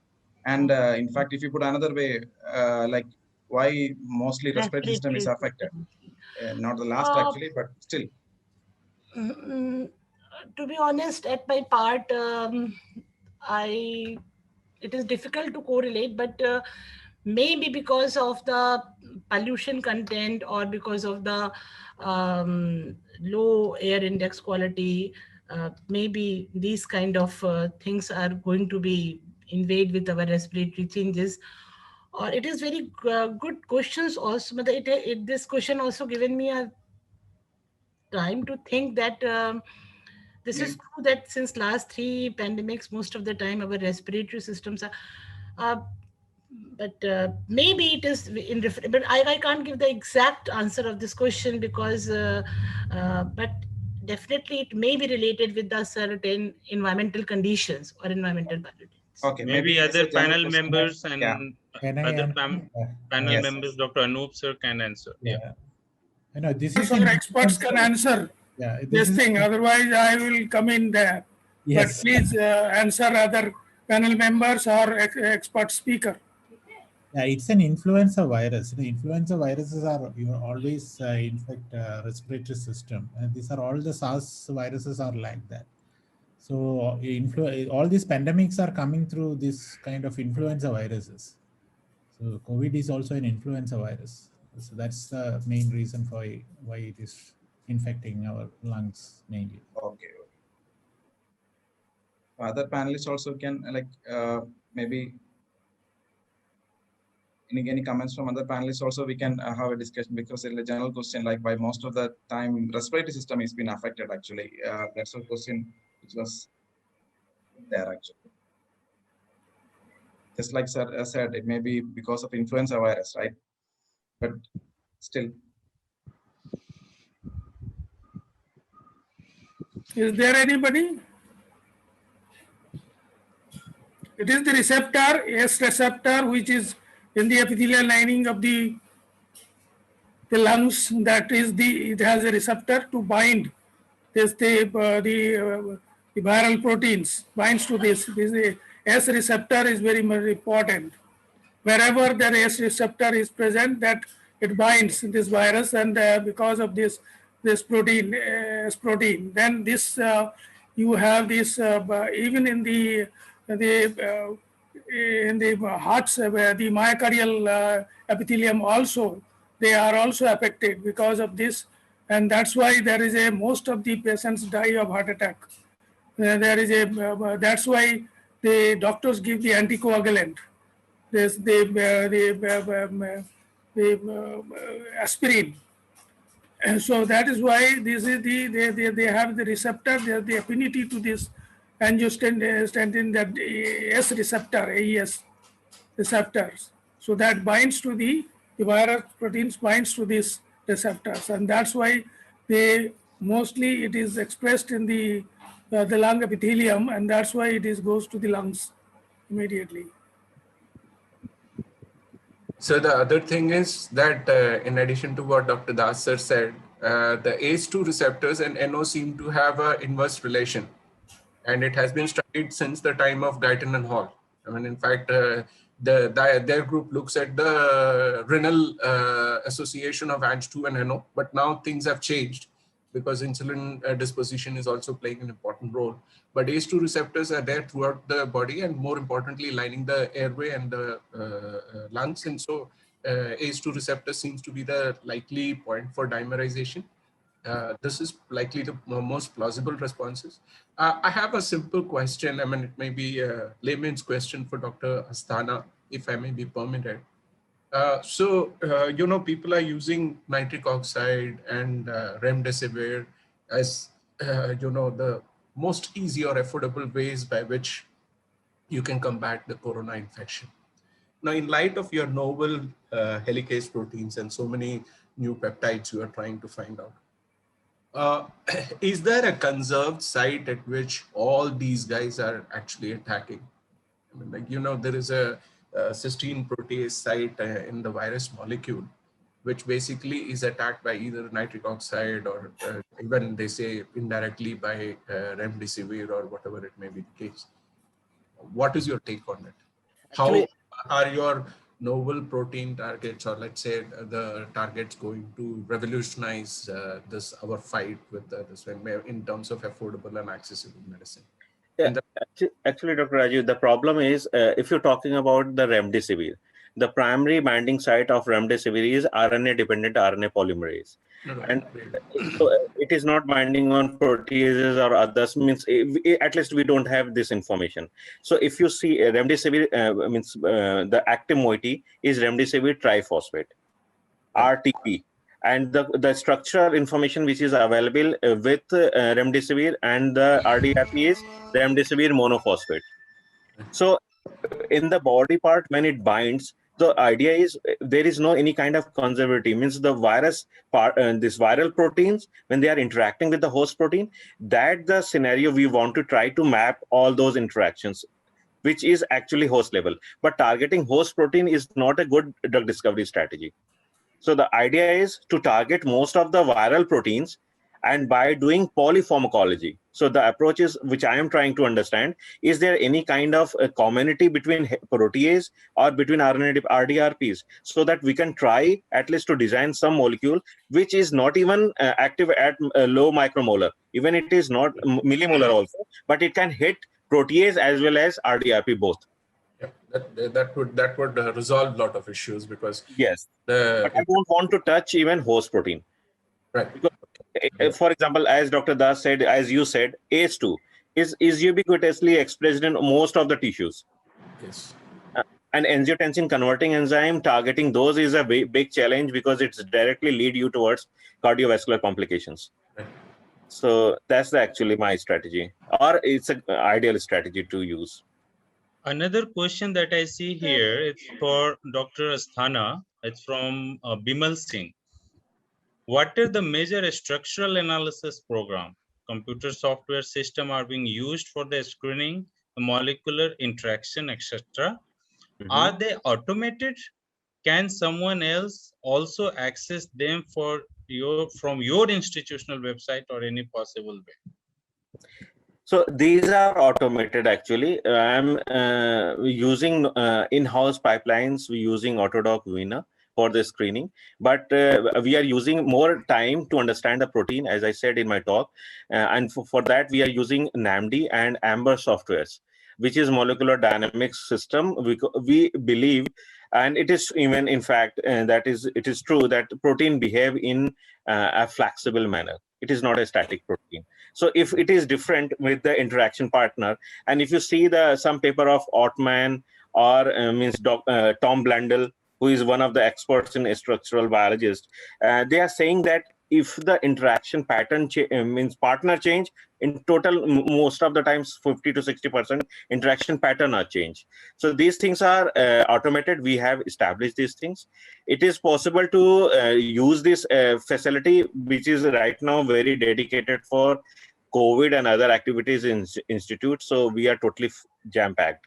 But if you have something in collaborative mode, we can take the permission to do the work in collaboration.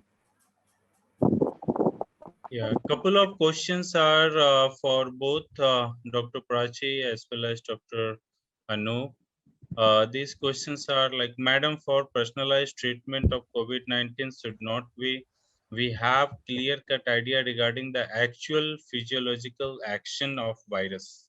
Why some people are resistant? Why some people have no immunity even after vaccination? Please discuss your suggestion, madam. So this question is for Dr. Anup sir as well as Dr. Prachi and all the panel members. So please shed some lights on this. Very nice question, and I would like to love answer of this question. As I have already narrated that something is hidden in our genome and in transcriptome. So if we go for the transcriptome analysis, we will be able to identify the special DEGs, differentially expressed gene, or in certain structural variants that are present in a specific population, whereas these variants are missing in the population which is not exposed. So these were like, if we are talking about the personalized drugs, we are more focused about the single nucleotide polymorphisms, SNPs and all. So by using this high throughput data analysis, we can identify those conserved zones, we can identify those SNPs, and we can identify those DEG which are population specific. And accordingly, by making the group of population, we can go for the manufacturing of the dispersal of personalized medicines. Personalized medicine does not mean person to person. It means group to group. One group with specific DEGs, one group with specific SNPs, with specific miRNAs, another group missing that DEGs or that siRNAs or miRNAs. So accordingly, we can disperse the personalized medicine program by making these sort of group analysis as per my expertise. Thank you. Anup sir, your views on this question.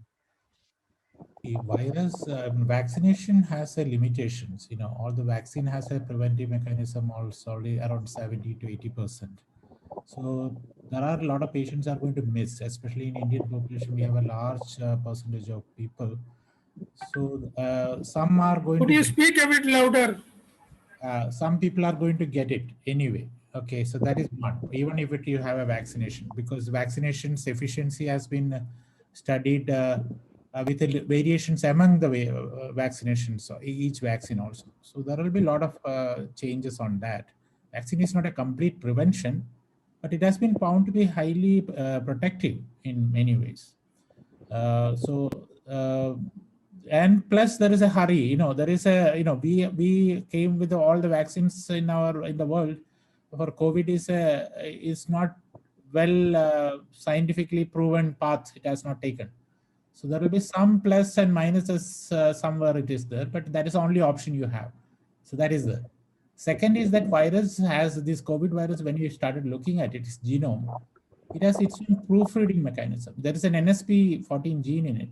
Okay, so RDRP and NSP14 genes can change the genome whatever way it likes to.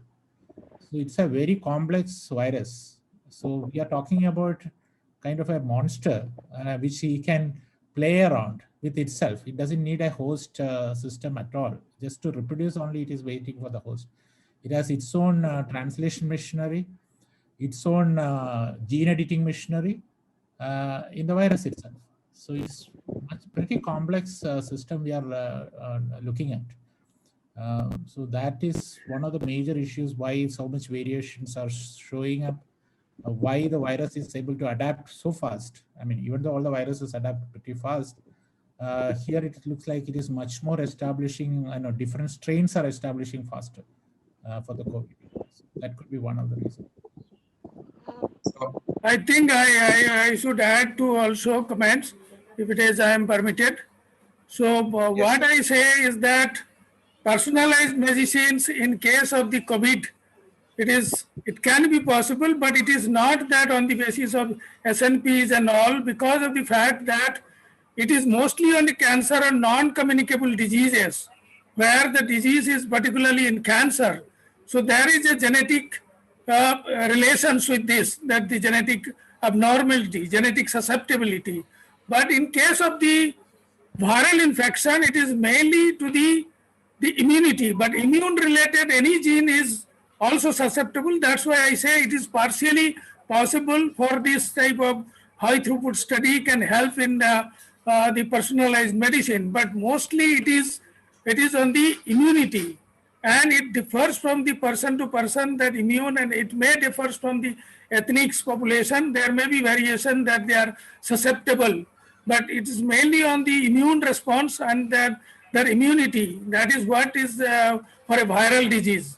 It is nothing much with the genomics that comes with which are disease related to the genetic susceptibility. So it may be that if it is the gene related to the immunity, that if it has some problem or the SNPs and other things are there, then it is possible.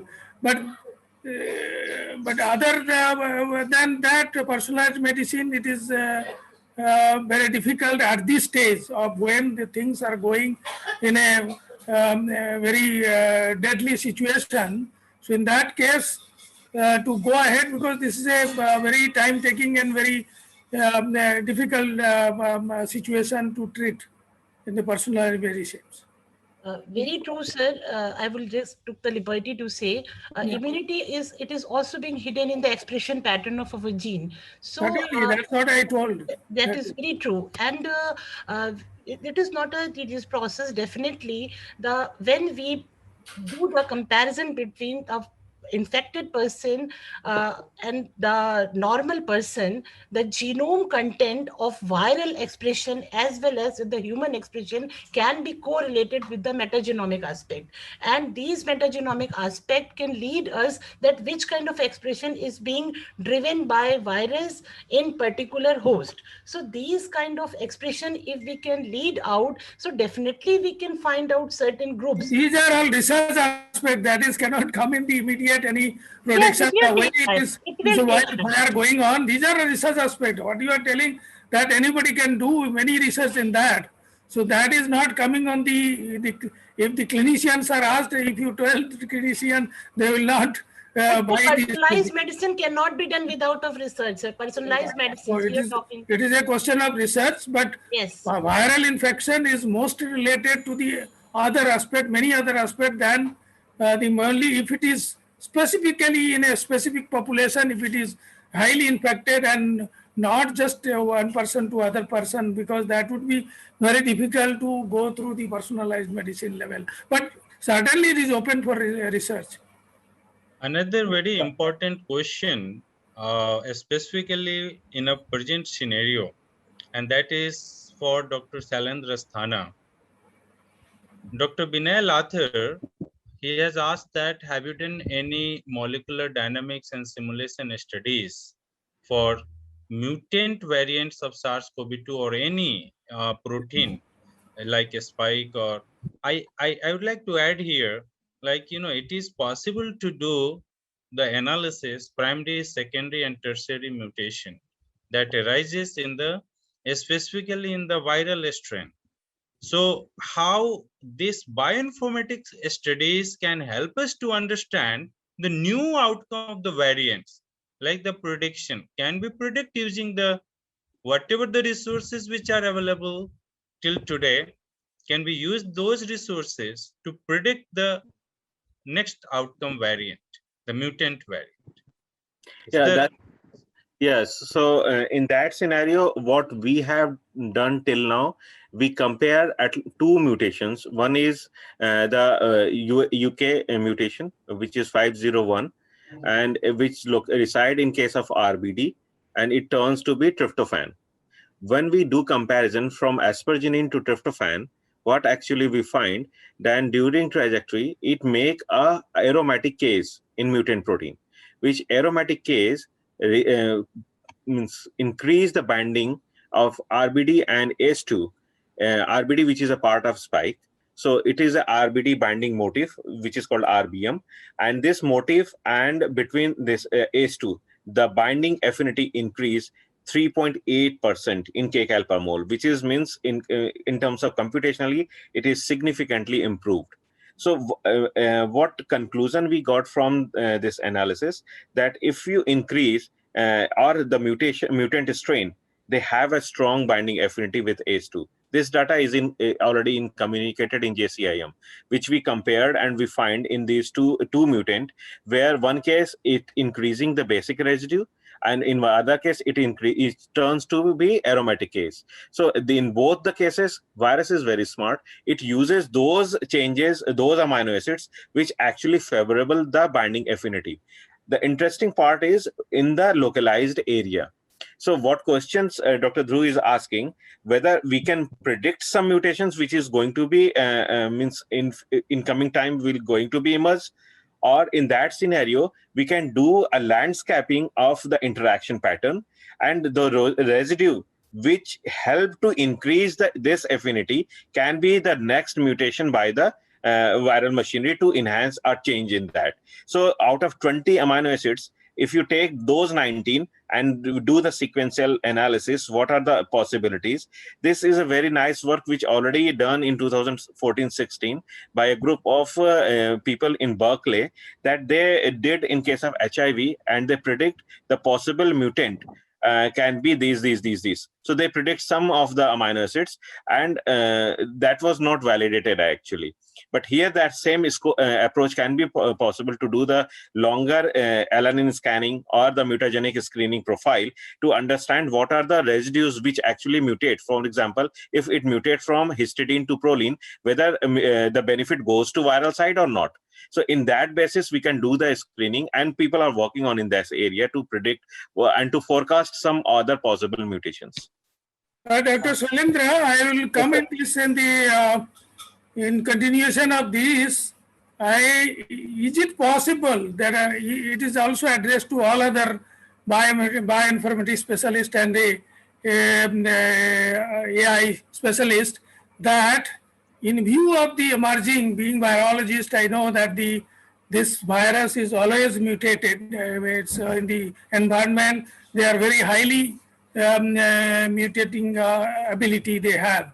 So even if we do something work, we develop something, the small molecules against some protein and all, and then also some vaccine which is questionable and which is now seen that it is ineffective. So because it cannot, because the mutant variety, that's why they are also not been detected by antigen or in the RT-PCR, because that the genome sequence is there, then only they will have the primer. If you use the mutant primer, then only it will be detected, otherwise it cannot be. So it is all types of microorganisms, including tuberculosis also. But is that bioinformatics and the AI has any approach can be, it can accommodate that this mutant variety, probable future mutant variety can be taken care of? But it's a very, very difficult question, Yes, sir. difficult idea.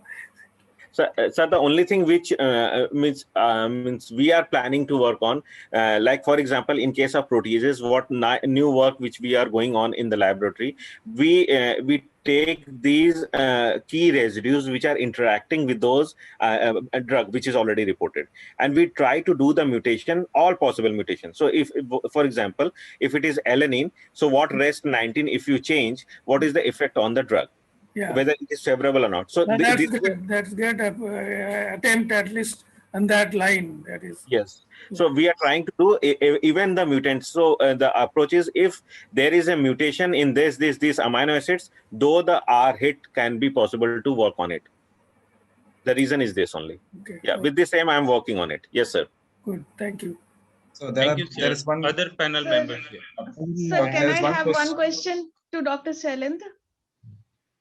Yes, ma'am. Please go ahead. Yeah, thank you, sir. Sir, it was really nice talk. I would like to ask you, like you said that there could be monomer or dimer interaction, but I have seen in several signaling aspects that there are multimeric interaction also happens. Yes, so, true. Yeah, so do you think that this multimeric interaction is not happening in this case? Or is it only dimeric interaction? If you can throw some light, sir, about this interaction type. Yeah. So I'm not avoiding, means not saying that there is no kind of multimeric straits formed. The only limitations which I have is the molecule which is able to reach at the protease and bind effectively in dimer state. So if you use only the monomer, you are missing some information, which is actually important for your new designing. Okay, so in that scenario, if I know that with this dimer, there are 4 more protein, X, Y, Z, and Q. These 4 proteins are also interacting. So I would like to check the dimer interaction with X, Y, Z, and Q based on what interaction pattern they have. I think the voice is echoing now. I'm audible. Hello. Yeah, it's fine. Go ahead. So the pattern of interaction means if they are interacting with the same. I am giving you an example of synglosome. Like in case of autophagy, the autophagy machinery is working. Okay, there are 7 to 8 protein merged together, they form a complex, and then biological function happen. So what are the order of their interaction? Whether they are using this common interface with the nodal protein, or they are binding with the different interface site. So these information are very important to understand. If we know this information, I am sure with these information are need to incorporate before designing any small molecule. Okay, sir. Thank you. Thank you, sir. Actually, there are a couple of questions from one of our panel member, Dr. Terry Jacob Matthew. Sir, are you there? Yes, sir, I'm here. Can I ask that? Okay, go ahead with your question, please. You can directly go ahead. The panel member should go ahead directly. Okay, sir. Let me start with one question. We have seen from Dr. Anup sir's presentation that the vaccine development is going on and is being rolled out quite faster than the other previous cases. So he also mentioned about some GBS syndrome, which was reported for the Spanish flu. My simple question from a layman's point of view is that are there any studies which are conducted for our present Covaxin and Covishield and other new variants from Pfizer and other things which are rolled out all over in the world for these kind of neurological issues? See, there are all the observations, all the adverse events are notified, right? All these vaccine adverse events are automatically notified. And there are committees always looks for it. That's why some of the countries are stopping some of the vaccination, seeing that there is a cloud formation and all, those things are naturally will be studied. So there are regulatory bodies definitely will be looking at those interactions in the world. So there will be checkpoints. Definitely, because these are all on emergency manner. These vaccines are approved at the moment because there is no other way, right? So that is the main reason. Okay, sir. And one more thing with respect to the vaccine, maybe Professor Shailendra Astanak may be able to answer better, that the scope of developing nasal and capsule vaccines are being studied and being proposed all around the world. How are they different and in their action? And are there any progressive news regarding these kind of things coming up? So you're muted. No. So in that regard, and they are different in terms of their designing. Actually, there are not as such progress has been made till now, what information I have. But the group which is working, I am in touch with them. They are a German group, which actually they published the protease paper. That same group is working for this development of the vaccine, where they are focusing on to target this PTMs, glycosylation sites, which is covered because of this some cryptic pockets.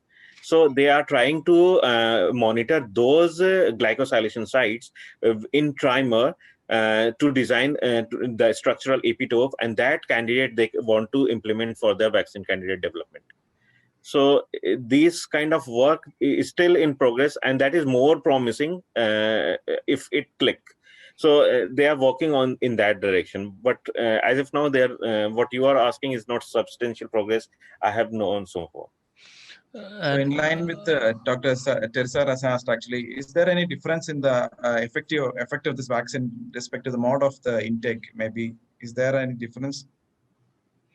Not a matter of way of intake. Actually, what we are conducting this information. Maybe I will be more confident of saying this when we have this data. We have the information of after booster collected in sera from 300 patients. Now this work is going on in THSTI to take those post-treatment, post-vaccinated, what is actually the response, and they are for the mutant strain or whatever strain they have, because genomic data we don't have right now, so we don't have this information. But there are no more activity for the mutant strains. So this information, as if now, I am not able to confident to say this. I think there is a question from Dr. Sandeepan. Sandeepan, you can unmute and ask questions. Yeah, regarding the mutational. Please speak a little louder.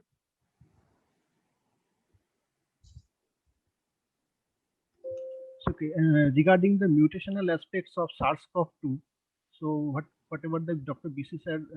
Das sir is talking about, so I like to make a comment is that since I'm working on spike, so the situation is different. I mean, if we are looking about the evolution of spike, the selected residue where the selection patterns are there on a particular residue for evolution to make it more selective towards H2 is very different during the pandemic situation. So the spike protein that are evolved in the coronavirus family, that is very different that has been happening during the pandemic.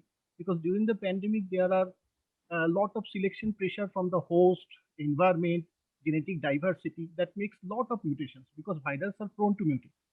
So therefore, mutations is not only sufficient enough to take that it is a lethal always.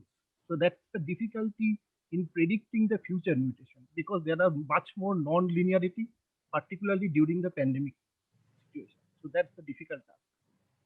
And regarding binding affinity, so I would like to ask a question, Dr. Shailendra, is that we know as a computation chemist, the problem is that predicting binding affinity and predicting binding modes, right?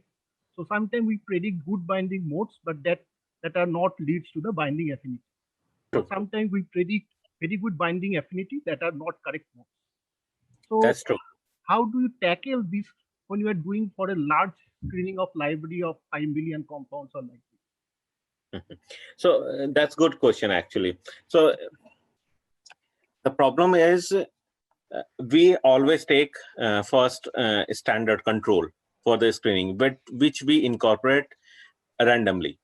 We take 2 or 3, for example, here in this case for COVID proteases, we know that N3, 13B, these are already reported a molecule against proteases or in the advanced stage.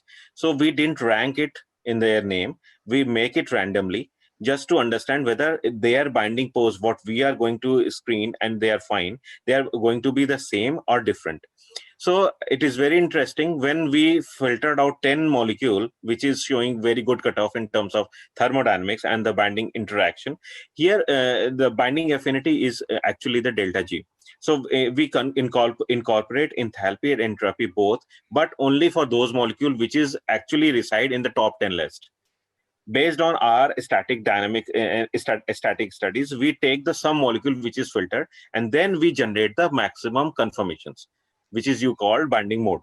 So we, after taking 10 to 20 compounds, then we do the binding mode analysis, and which in that scenario, we take the pocket flexible, the molecule is flexible.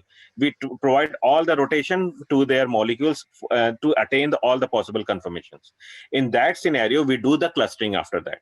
And one cluster, if it is pronounced very well, that this conformation is means pronounced heavily out of 1,000.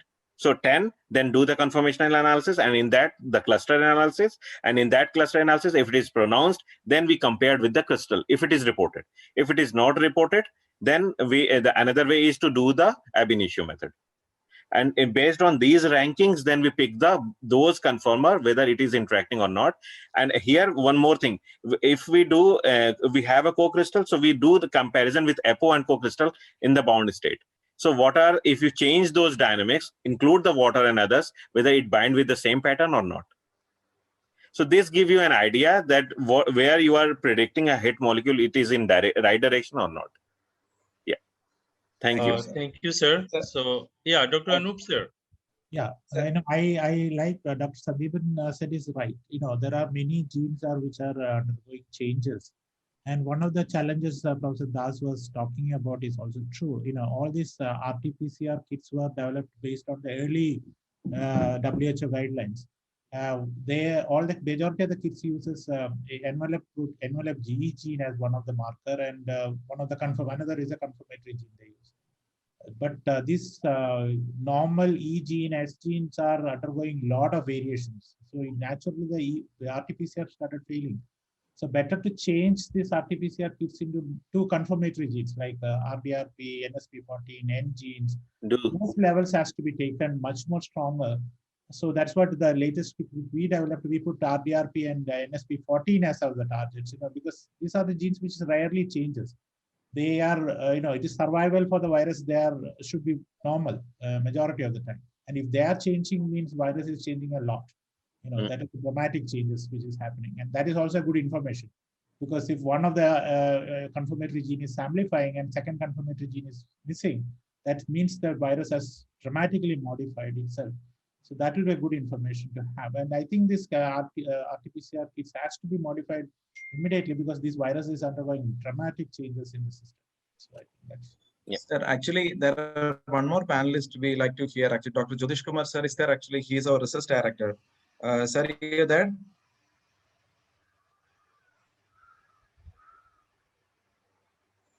Jyotish sir, are you there? Jyotish Kumar sir.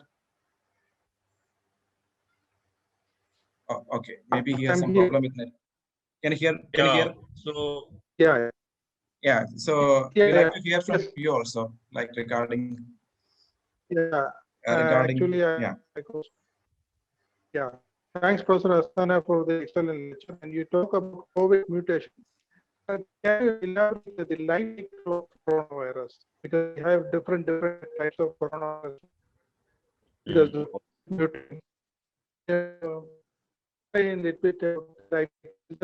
one week, some are cured, some people maybe after 14 days.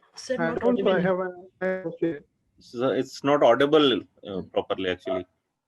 Sound is just shimmering out. Okay, maybe his question the was. voice is breaking down. Okay. Okay, so can we go ahead and because time is close to our session, so can we have one last question to the panel members? I will put that question actually. So what he was asking is that why that variation is there in this respect to the coronavirus infection. That's the same set of question was asked by one MSc student, Shruti, also. That is why that variation is there with respect to infection as well as vaccination also with respect to side effects. especially for side effects actually. That was the similar type question only Dr. Jyotish Kumar sir also asked actually. Maybe we can have a discussion on that also before concluding.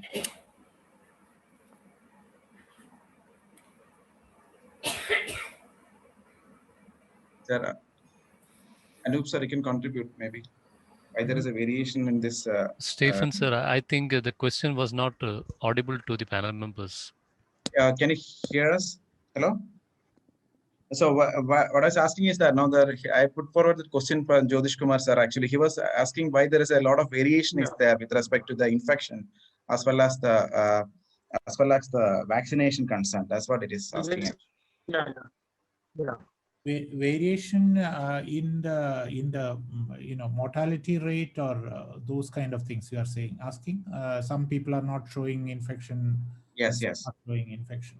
I'm asking why the life cycle of coronavirus is different. I mean, what is life cycle? Because we have COVID mutation and we have different varieties of coronavirus. What is the life cycle of coronavirus?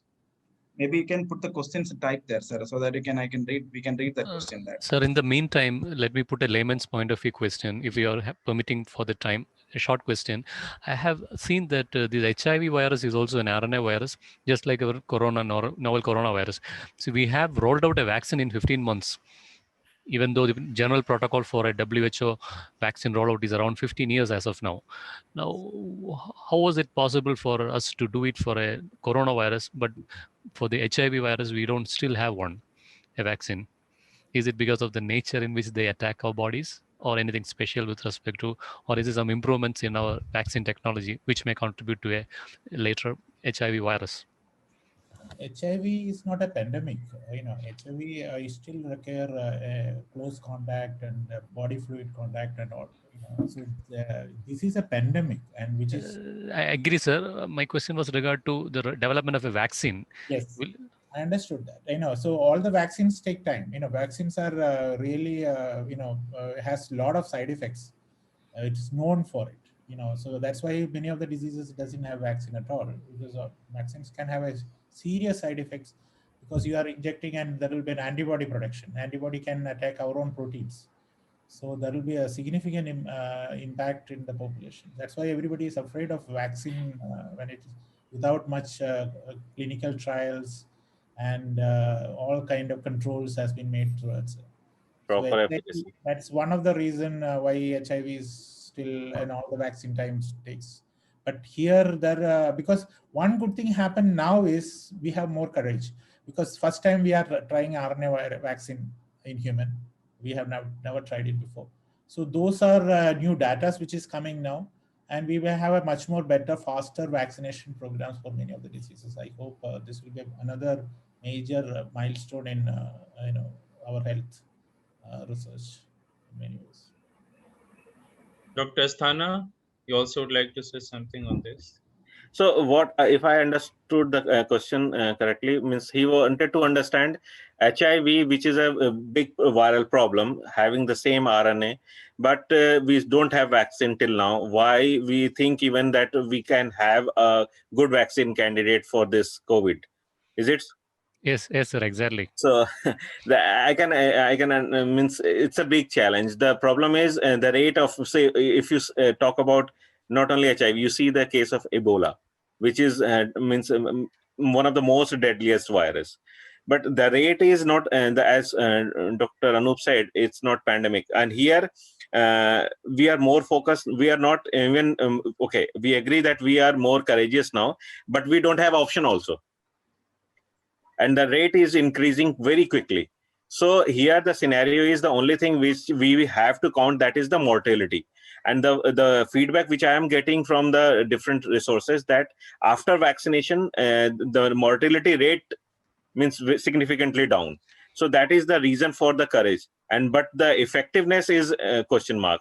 So what you are asking, I'm also thinking about that, but I'm not able to answer that properly, whether we will have the right candidate or not. But I'm still supportive of small molecule candidates, which is more promising. So I'm working in that direction actually. And do you have, from a biologist's point of view, any inhibition in taking this vaccine without the proper trials as we had for our previous vaccines? So now we got apart from scientific way, we are forced now to take the vaccine from Government of India now. So that's the reason. Yesterday I got a mail from my institute. Since below 45 issue was there, I got a mail from the institute that now you have to take the vaccine being a government employee. So I have no option, even though I am a strong favor in the same that I will not go for the vaccination. It was my personal decision because of that reason. Because I'm thinking that when the antibody, what Dr. Anup was saying, I'm also following the same logic that if I don't know what will happen inside, because efficacy is not completely proven. So in that scenario, it is showing, okay, till now we don't get some means more complicated data, but data is not shared with the public as well. So we don't know. Even scientifically, it is not right, because if there is a mutant, how will take care of the mutant variety? Right, sir. Right. So you have the traditional or typical coronavirus vaccine, but how it will take care of the mutant variety? That's why you don't have the, you cannot detect even. Yes. And that's why after having the vaccination, why the others are getting, many people are getting the reinfection. How it is getting reinfections? Yeah. It is because of the mutant variety, because as far as the genome sequence is concerned, so if you have developed in one variety, it cannot protect the other variety. It is a chance some cross protection, maybe some mutant variety could have some cross protection, may not be very, that the government is telling, because what you just said, I have also not taken any vaccine because of this reason, that why should we take? And we do not know what will happen. It is an emergency vaccine has been given, and in an emergency mode after not completing the clinical trial, but that whatever it may be. But then in existence, in prevalence of this mutant variety, how you can go ahead for this vaccination? It will not be effective. This is the major questions. How it will protect scientifically, it cannot. Yes, 50% if you have your traditional one or the typical coronavirus infection, then you can get protection. If it is the vaccine is right, but not the mutant variety. Not the variety. Yeah, because of the time limitations, sir will have to bind up this first session. And I say that was excellent session, great presentation and panel discussion, lots of questions being asked, and that was nicely answered with the lots of informations. So I would like to thank all the speakers of this first sessions, as well as panel members, those who have shared their views and thoughts. And with this, we bind up this panel first session.